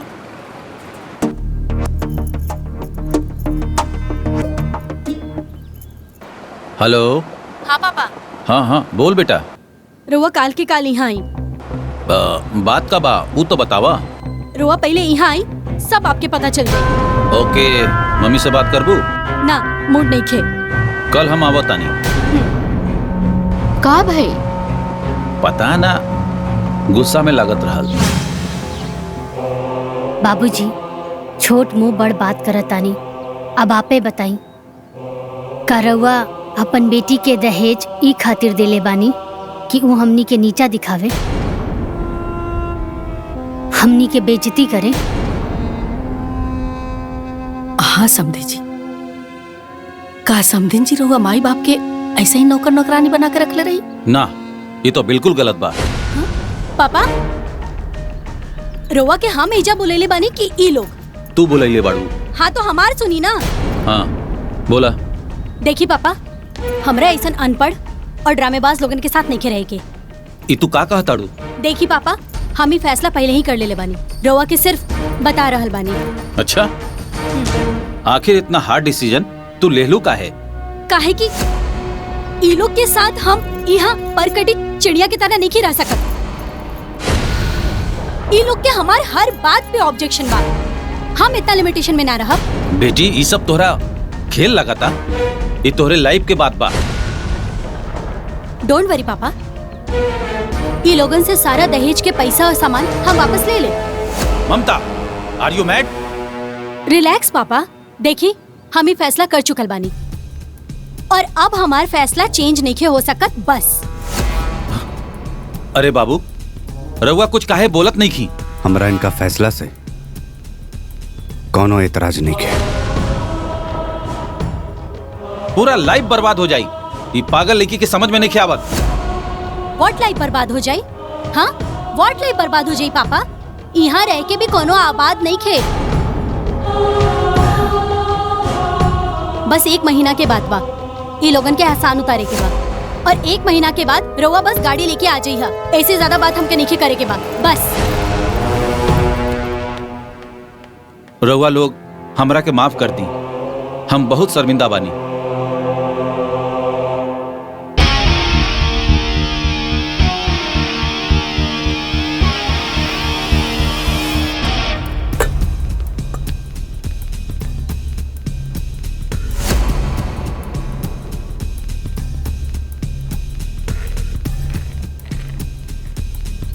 चला ठीक बा, सामान तो सब ठीक बा, कैश?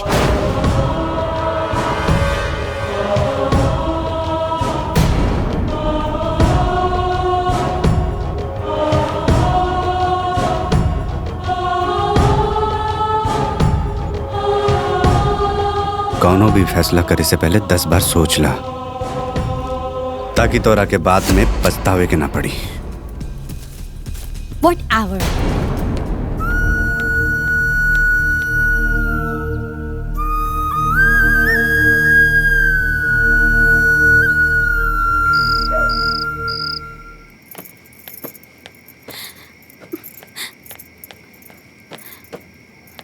ये सब का होता?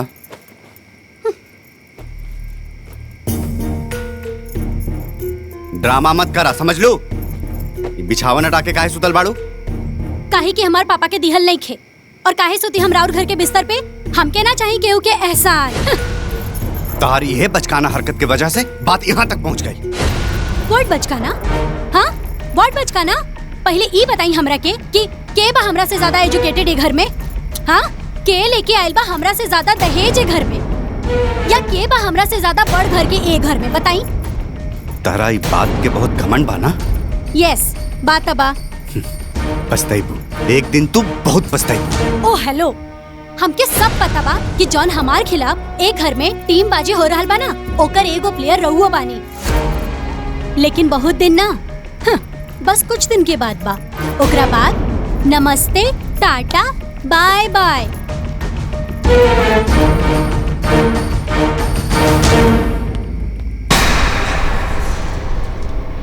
बाबूजी बिस्तर लगा देनी।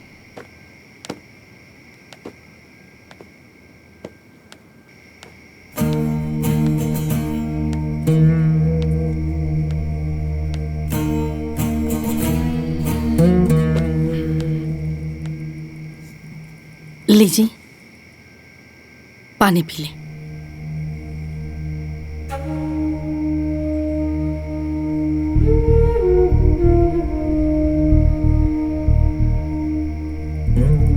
कहां से कहां हमनी के दान दहेज बड़का घर के चक्कर में पड़ गए। नहीं सब हमने से बहुत बड़ी गलती हो गई। बाबूजी भैया ठीक कहत रहे है ना कि शादी अपने बराबरी में होए के चाहिए, लेकिन तू ही न डांट देले है ना। यह नु हम हमारे कपारे पे भूत सवार रहे। ए जी अब समझ में आवता हल्का प्रधान जी ठीक कहत रही। बताई ना हमनी के परिवार के प्रतिष्ठा गांव में गई अलग, हमनी के पूरा परिवार दुखी बा अलग, हमार बेटा दुखी बा अलग। कुछ वो ठीक नहीं होगा जी, कुछ वो ठीक नहीं होगा। देखा वही जब बड़की बहू इतना पढ़े लिखने के बाद भी अनपढ़ बन के रही, एगो इहो संस्कार होला। रहुआ एकदम ठीक कहा था।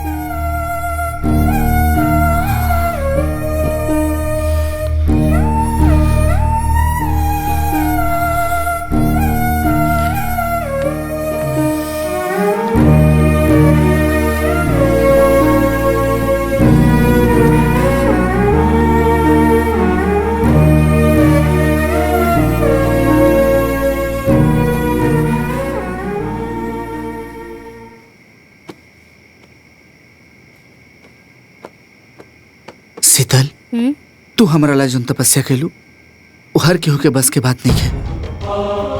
अरे कौन औरत अपना पति के मान सम्मान खातिर पढ़ल लिखल होके भी और बार बार अनपढ़ होके के ताना भी सही। यहाँ तक कि हम बहुत तरह के कितना बेर ताना देनी। शीतल हमरा के माफ कर दिया। अरे ये हाथ जोड़ के हमार इतना साल के तपस्या के माटी में काहे मिलावत बानी जी, ऐसन मत करी। तू ऐसन काहे कैलू शीतल? जब हमनी के बियाह तय भइल रहे तब माई बाबूजी के मन में यह चिंता रहे कि दामाद जी कम पढ़ल लिखल और बेटी ग्रेजुएट। कहीं ये बात के लेके दामाद जी के मन में हीन भावना आ गई तो जीवन बहुत मुश्किल हो जाए। यही से हम वो दिन तय कैनी, आपन माई बाबूजी के सामने कसम खैनी कि हम आजीवन अनपढ़ बनकर रहब। तू तो महान बाड़ू। आज हमार मन गर्व से भर गई। तू कहा था फिर से तार एडमिशन करा दी। अरे ना जी, हमके तो बस घर के काम करे के। अगली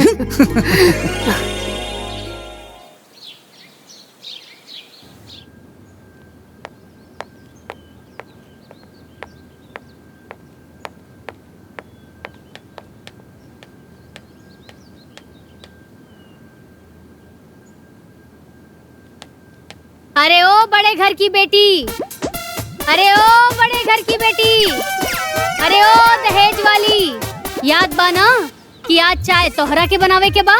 गेट आउट, गेट आउट। हाँ बबुनी, तनी जगावे वाला दवाई तो लेके आई। Get out.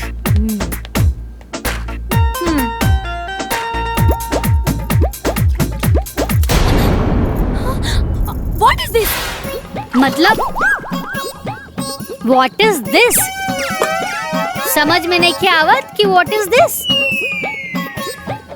हमनी तोहरा के चाय 10 बजे बना के नानू देवत रहनी। हाँ टाइम देखा 10 बज गइल बा। हमनी के चाय चाहिए। अरे अरे अरे इतार पापा के दिहल ना हा कि जौन बुझाई ऊ करबू।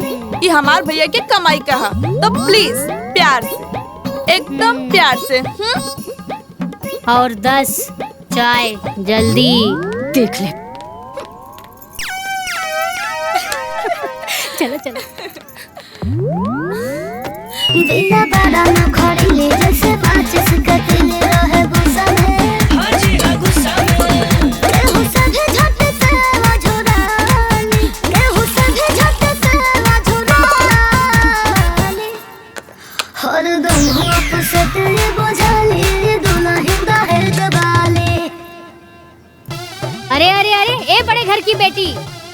ई सब तोहार बाप के दहेजवा ना हा। हाँ ए पर अपन गर्मी मत दिखावा। ई सब सामान हमनी छोट लोग के हा। तनिक आराम से चाय बनावा। हे भाभी। हाँ बबनी बोला। बड़ घर के बेटी के हाथ के चाय के स्वाद कैसन होला जी? हाँ 1 मिनट में पता चल जाए बबनी। अब चाय बनता है बात देवर जी के बोल दा कि पी के जई हैं। ए छोटका भैया चाय बन गइल, पी के जइहा। चलो हो। चलो।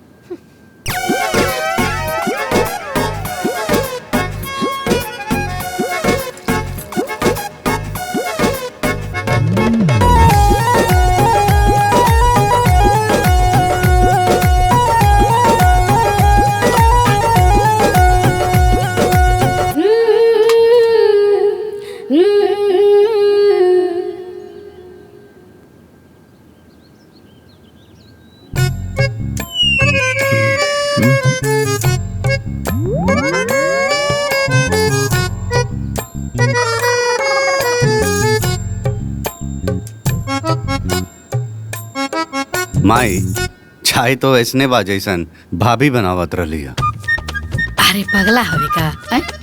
चायवा के स्वादवा कैसे बदल जाई? ना हमरा लागल कि बड़ घर के लोग बनाई तो कुछ स्पेशल बनाई। चला अच्छा भैल, कम से कम यही बहाने चाय के नेक तना देवे के पड़ी। बाबूजी चाय सच में स्वादिष्ट बनल बा। अरे काहे ना बनी जी, एमे छोट घर के चाय पत्ती पड़ल बा, चीनी पड़ल बा, प्यार बा, तो स्वादिष्ट तो बनबे करी नू।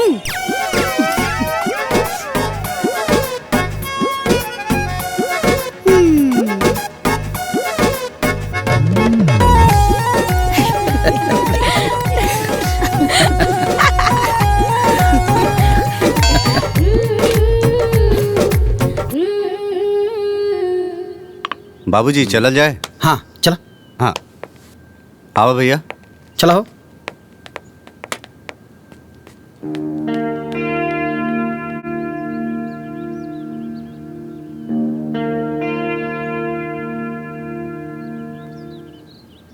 चाय जल्दी जल्दी पियल जाए। कपड़ा भी तो धोवे के बा।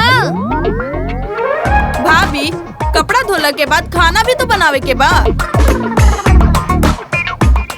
चाय से फुर्सत मिली तब ना टाइम से रेडी हुई। बबुनी हमनी सबके टाइम पर खाना देले बानी सन, ता हमनियों के तो टाइम पे चाहिए ना।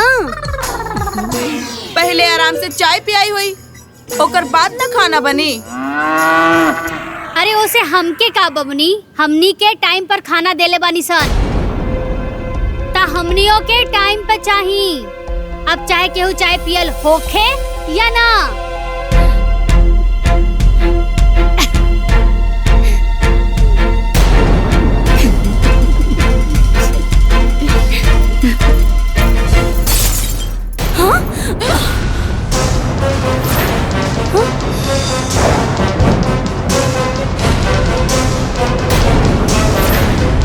अब जब तक तुम लोग के खाना बना के ना खिया देब ना, तब तक पानी के एक बूंद ना पियब। अरे तेवर तो देखा था नहीं अम्मा जी इनकर। हाँ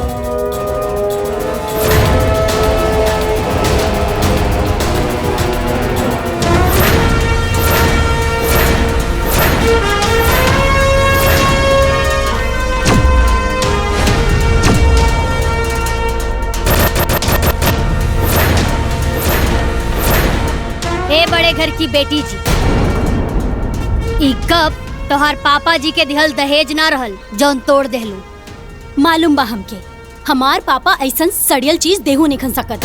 फिर भी चाय तो इहे में पियत रहलू हा। बस कुछ दिन के बाद में, बस कुछ दिन और, फिर ओकरा बाद ई घटिया सामान, घटिया लोग, ई घटिया घर से हमके मुक्ति मिल जाई। वो सब ठीक बा मैडम जी, लेकिन ई कब तक टूट गइल बा ना। अब का होई? और वैसे भी हमनी के तो गरीब आदमी है सन, गरीब घर के बेटी, चाय के में पियल जाई। अच्छा अभी बताओ तनी।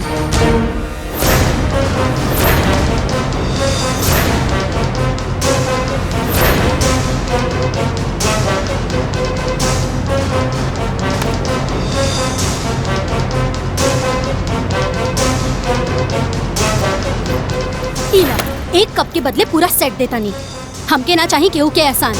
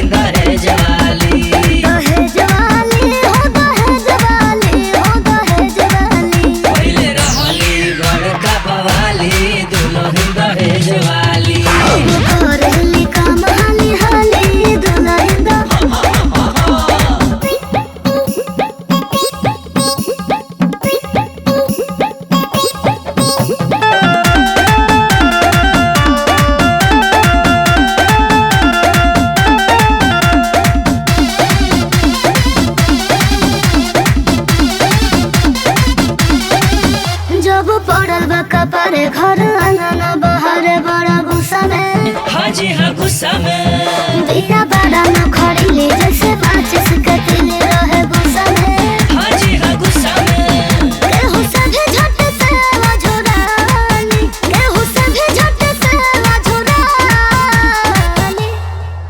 हरदम हुआ से तेरे बोझाली दुल्हन दहेज वाली करेली काम हाली हाली दुल्हन दहेज वाली दहेज वाली हो दहेज वाली हो दहेज वाली पहले रहली बड़का बवाली दुल्हन दहेज वाली हम करेली काम हाली हाली दुल्हन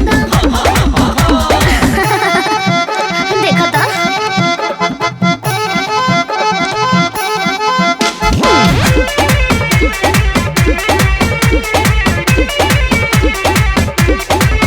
होई बड़े बाप के बेटी आज बेला तारी रोटी देखो कोई से हाजी हारी से सब काम झमा झम करो तारी दाना दान देखो कोई से हाजी हारी से ना दे डाली ना कहू से ना जानी ना दे डाली ना कहू से ना जानी केहू से पूछो कह जाली दुल्हन दहेज वाली करेली काम हाली हाली दुल्हन दहेज वाली दहेज वाली हो दहेज वाली हो दहेज वाली पहले रहली बड़का बवाली दुल्हन दहेज वाली अब करेली काम हाली हाली दुल्हन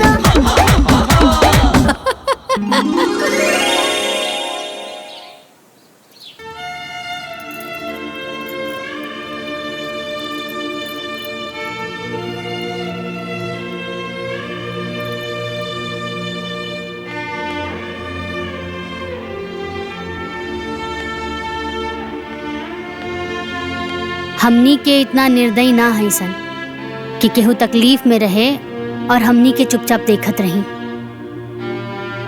पाप लागी ना, ला लगा ला।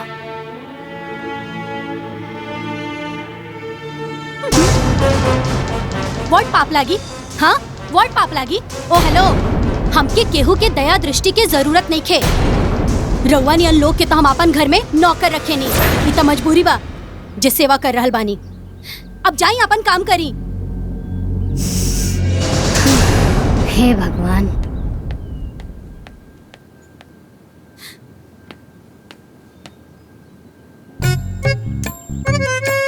अरे आज बड़ घर के बेटी अपन जरल हाथ में अपने से पेस्ट लगाव तारी तो हर बाप के दिहल दहेज ना लगा देत बा का? ई का फर्जी बात कर रहल बानी? अरे हम फर्जी नियर बात करत तानी, तारे ना घमंड बा अपन पापा के दिहल दहेज के। ओ हेलो, हमरा लगे टाइम नहीं खे ई फर्जी बात करे के। जाई अपन काम करी। जब देखा जाई।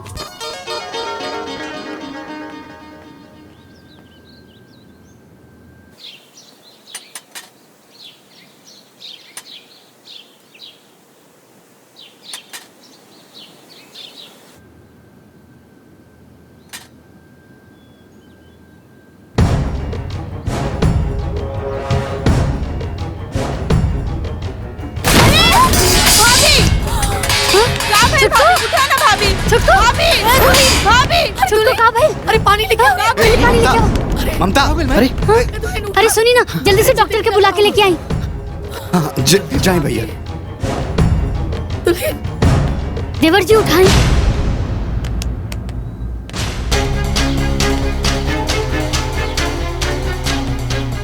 डॉक्टर स्वतंत्र के लेके आई है, ठीक है? बहुत अच्छा डॉक्टर हुआ। ठीक है।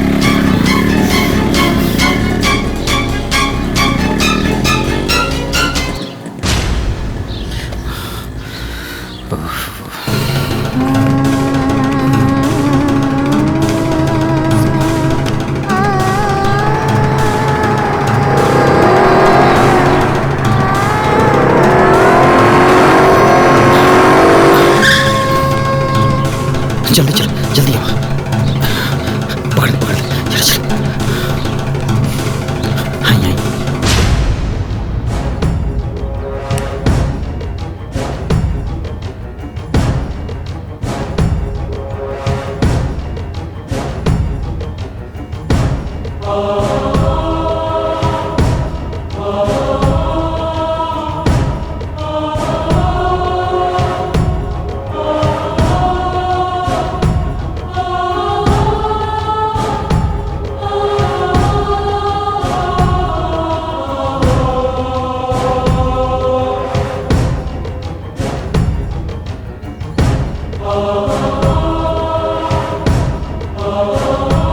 तो बहुत हाई बा। इनका कोनो बात के टेंशन बा का? डॉक्टर साहब तनी गुस्सा ज्यादा करेली। अरे आजकल के लोग तो गुस्सा ही करेले, हर बात पे गुस्सा। ई ना बुझी है कि गुस्सा कैला से कितना नुकसान होला।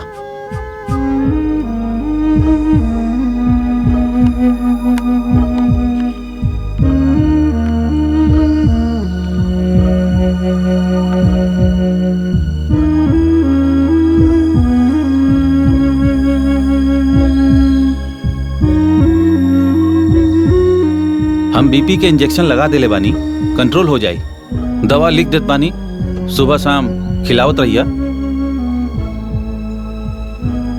और हाँ, इनके 24 घंटा रेस्ट चाहिए। सिर पैर में तेल मालिश भी करत रहिया लोग।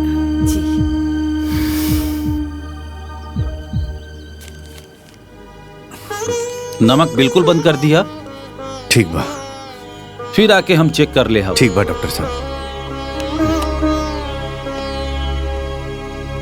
आई चले।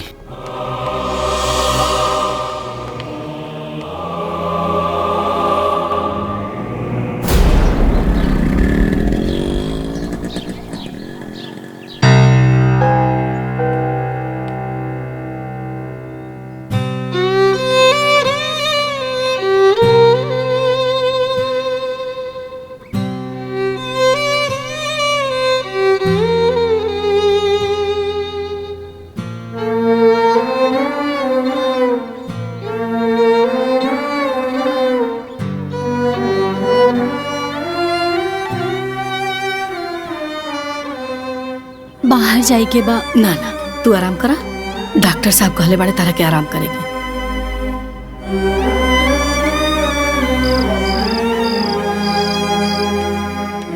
चुटकू उठा।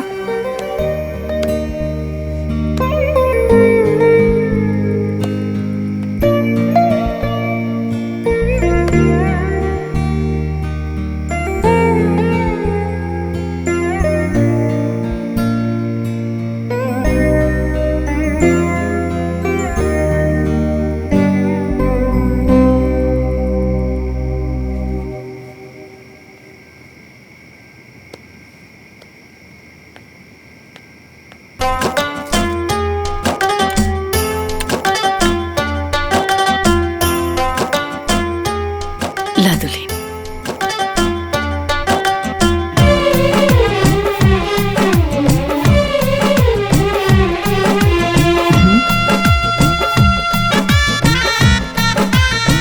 एक और खाला।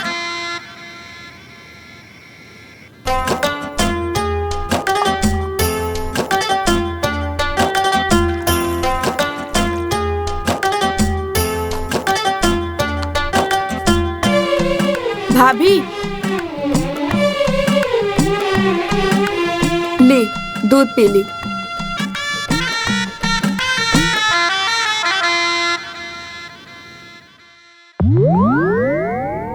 अब हमार मीठा खाए के मन नइखे करत। डॉक्टर साहब नमक देला से मना कैले बाड़े। पीला।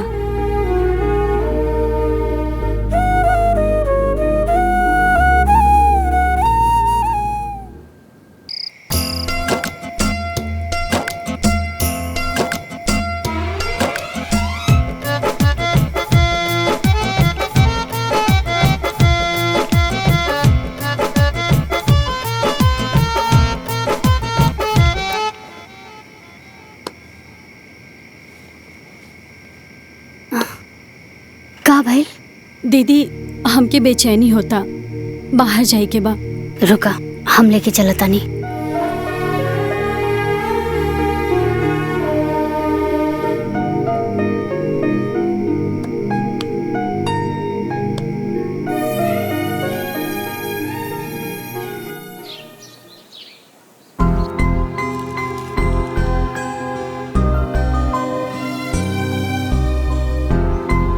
अच्छा दीदी, हम का कहत रहनी कि का हम बाहर घूमे जा सकतानी का? ज्यादा बाहर घुमला के कौनो जरूरत नहीं खे। डॉक्टर साहब मना केले बाड़े। दवाई खा ला।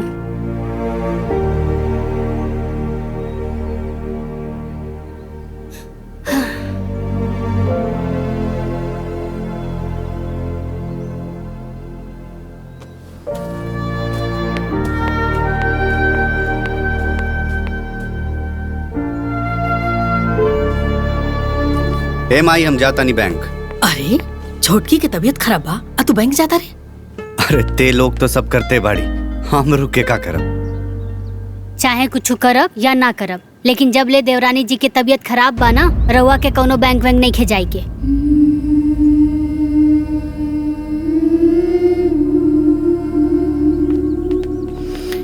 आई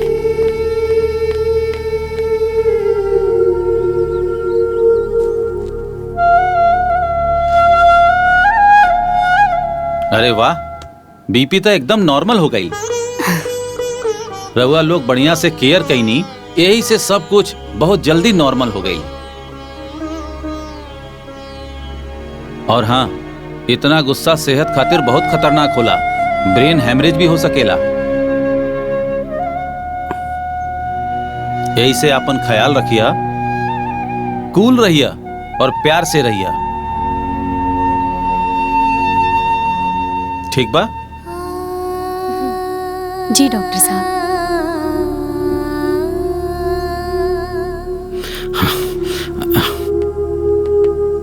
डॉक्टर साहब, आप कैसन तबीयत? एकदम परफेक्ट। हाँ, हाँ अरे ना ना ना, हमरा क्लिनिक जाए के बा और भी मरीज के देखे के बा, चला तानी। अच्छा चलिए चलिए। हाँ, दे द सूटकेस।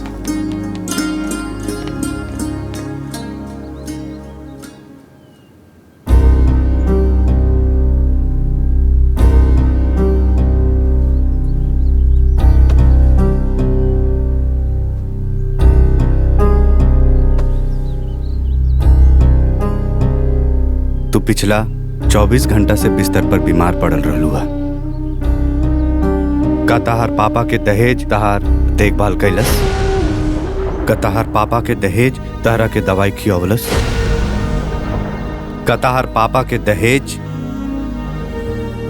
तहरा के खाना खियवलस? ममता, घमंड बहुत बेकार चीज होला।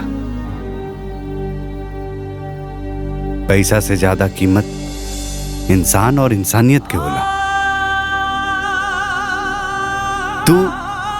तू हमरा परिवार के साथ कब्बो अच्छा व्यवहार ना कैलू, वो सबके कब्बो रिस्पेक्ट ना देलू, फिर भी सब कुछ भुला के वो सब पिछला 24 घंटा से तहार सेवा में लगला। मुश्किल में न तहार पापा की दहेज काम आइल, न तहार घमंड। खैर ये सब बात हम तहरा से कहे कहता नहीं, तहरा के तो जाय के बा।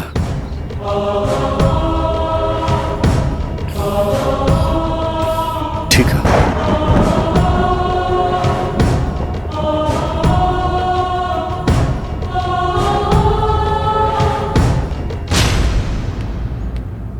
ये सब सामान उठा के गाड़ी में डाल दो। ठीक बा भैया।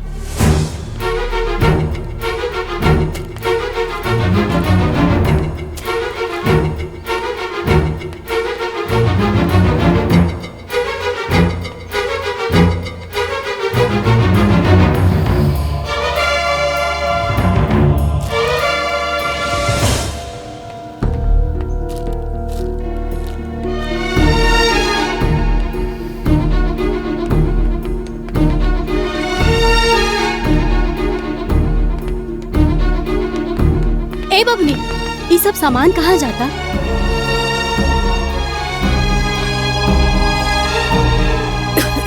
अम्मा जी, ये सब सामान कहाँ जा रहल बा?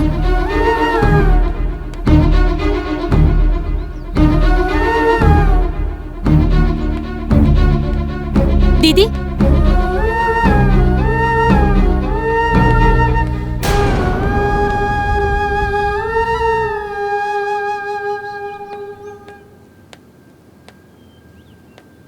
तू यहाँ का करत बाड़ू?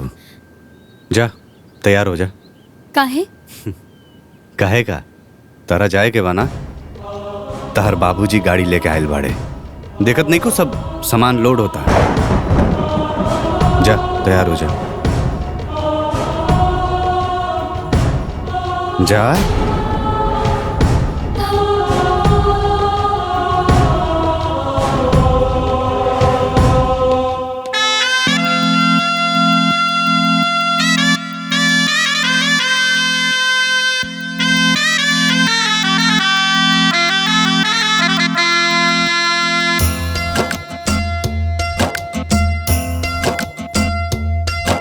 आज आयल भाला चारी मन भाईल भाटे भारी आज आयल भाला चारी मन भाईल भाटे भारी आज छूटो त हमरा से हमरो दुनिया आज छूटो त हमरा से हमरो दुनिया कहियो आयल रही जहवा हम बन के कनिया कहियो आयल रही जहवा हम बन के कनिया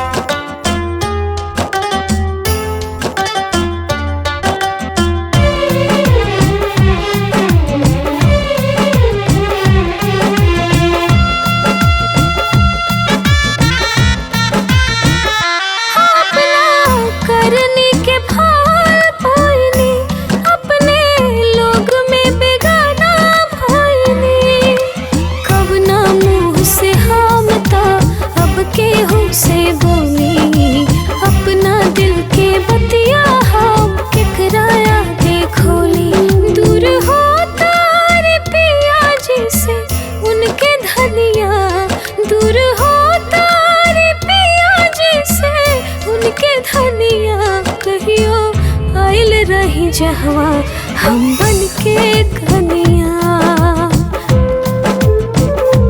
कहियो आयल रही जहवा हम बन के कनिया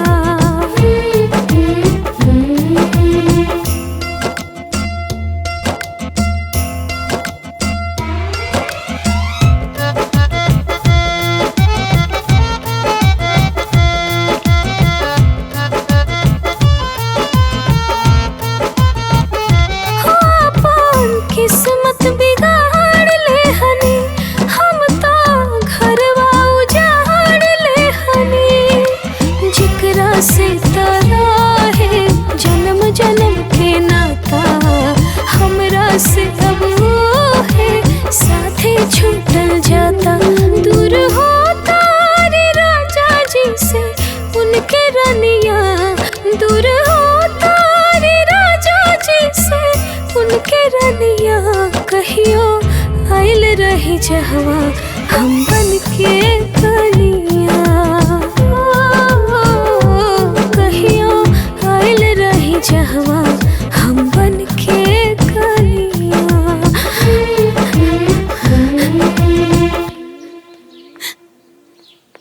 पापा हम केहू के पैर ना छुअनिया हम पैर छू के आवतनी अभी कर कौनो जरूरत नहीं है बेटी।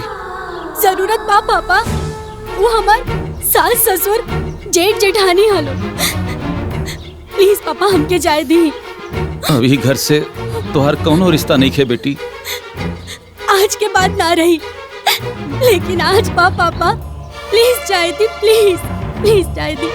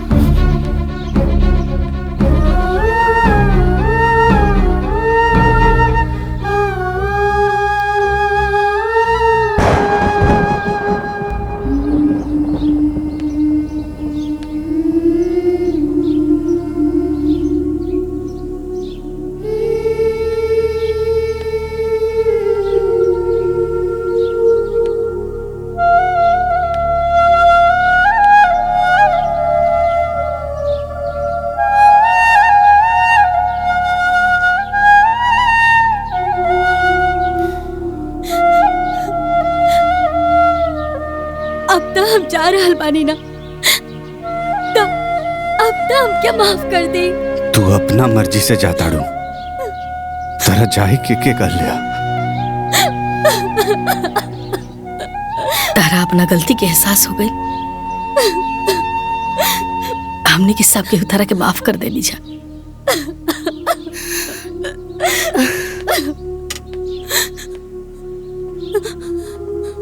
दान दहेज से खुशी ना मिलेला। खुशी ता अपनन के खुशी दे के मिलेला। हे छुटको, बड़ घर के बेटी हो। हे छुटको, बाकी पतो तो हमनी घर की हो ना। हाँ?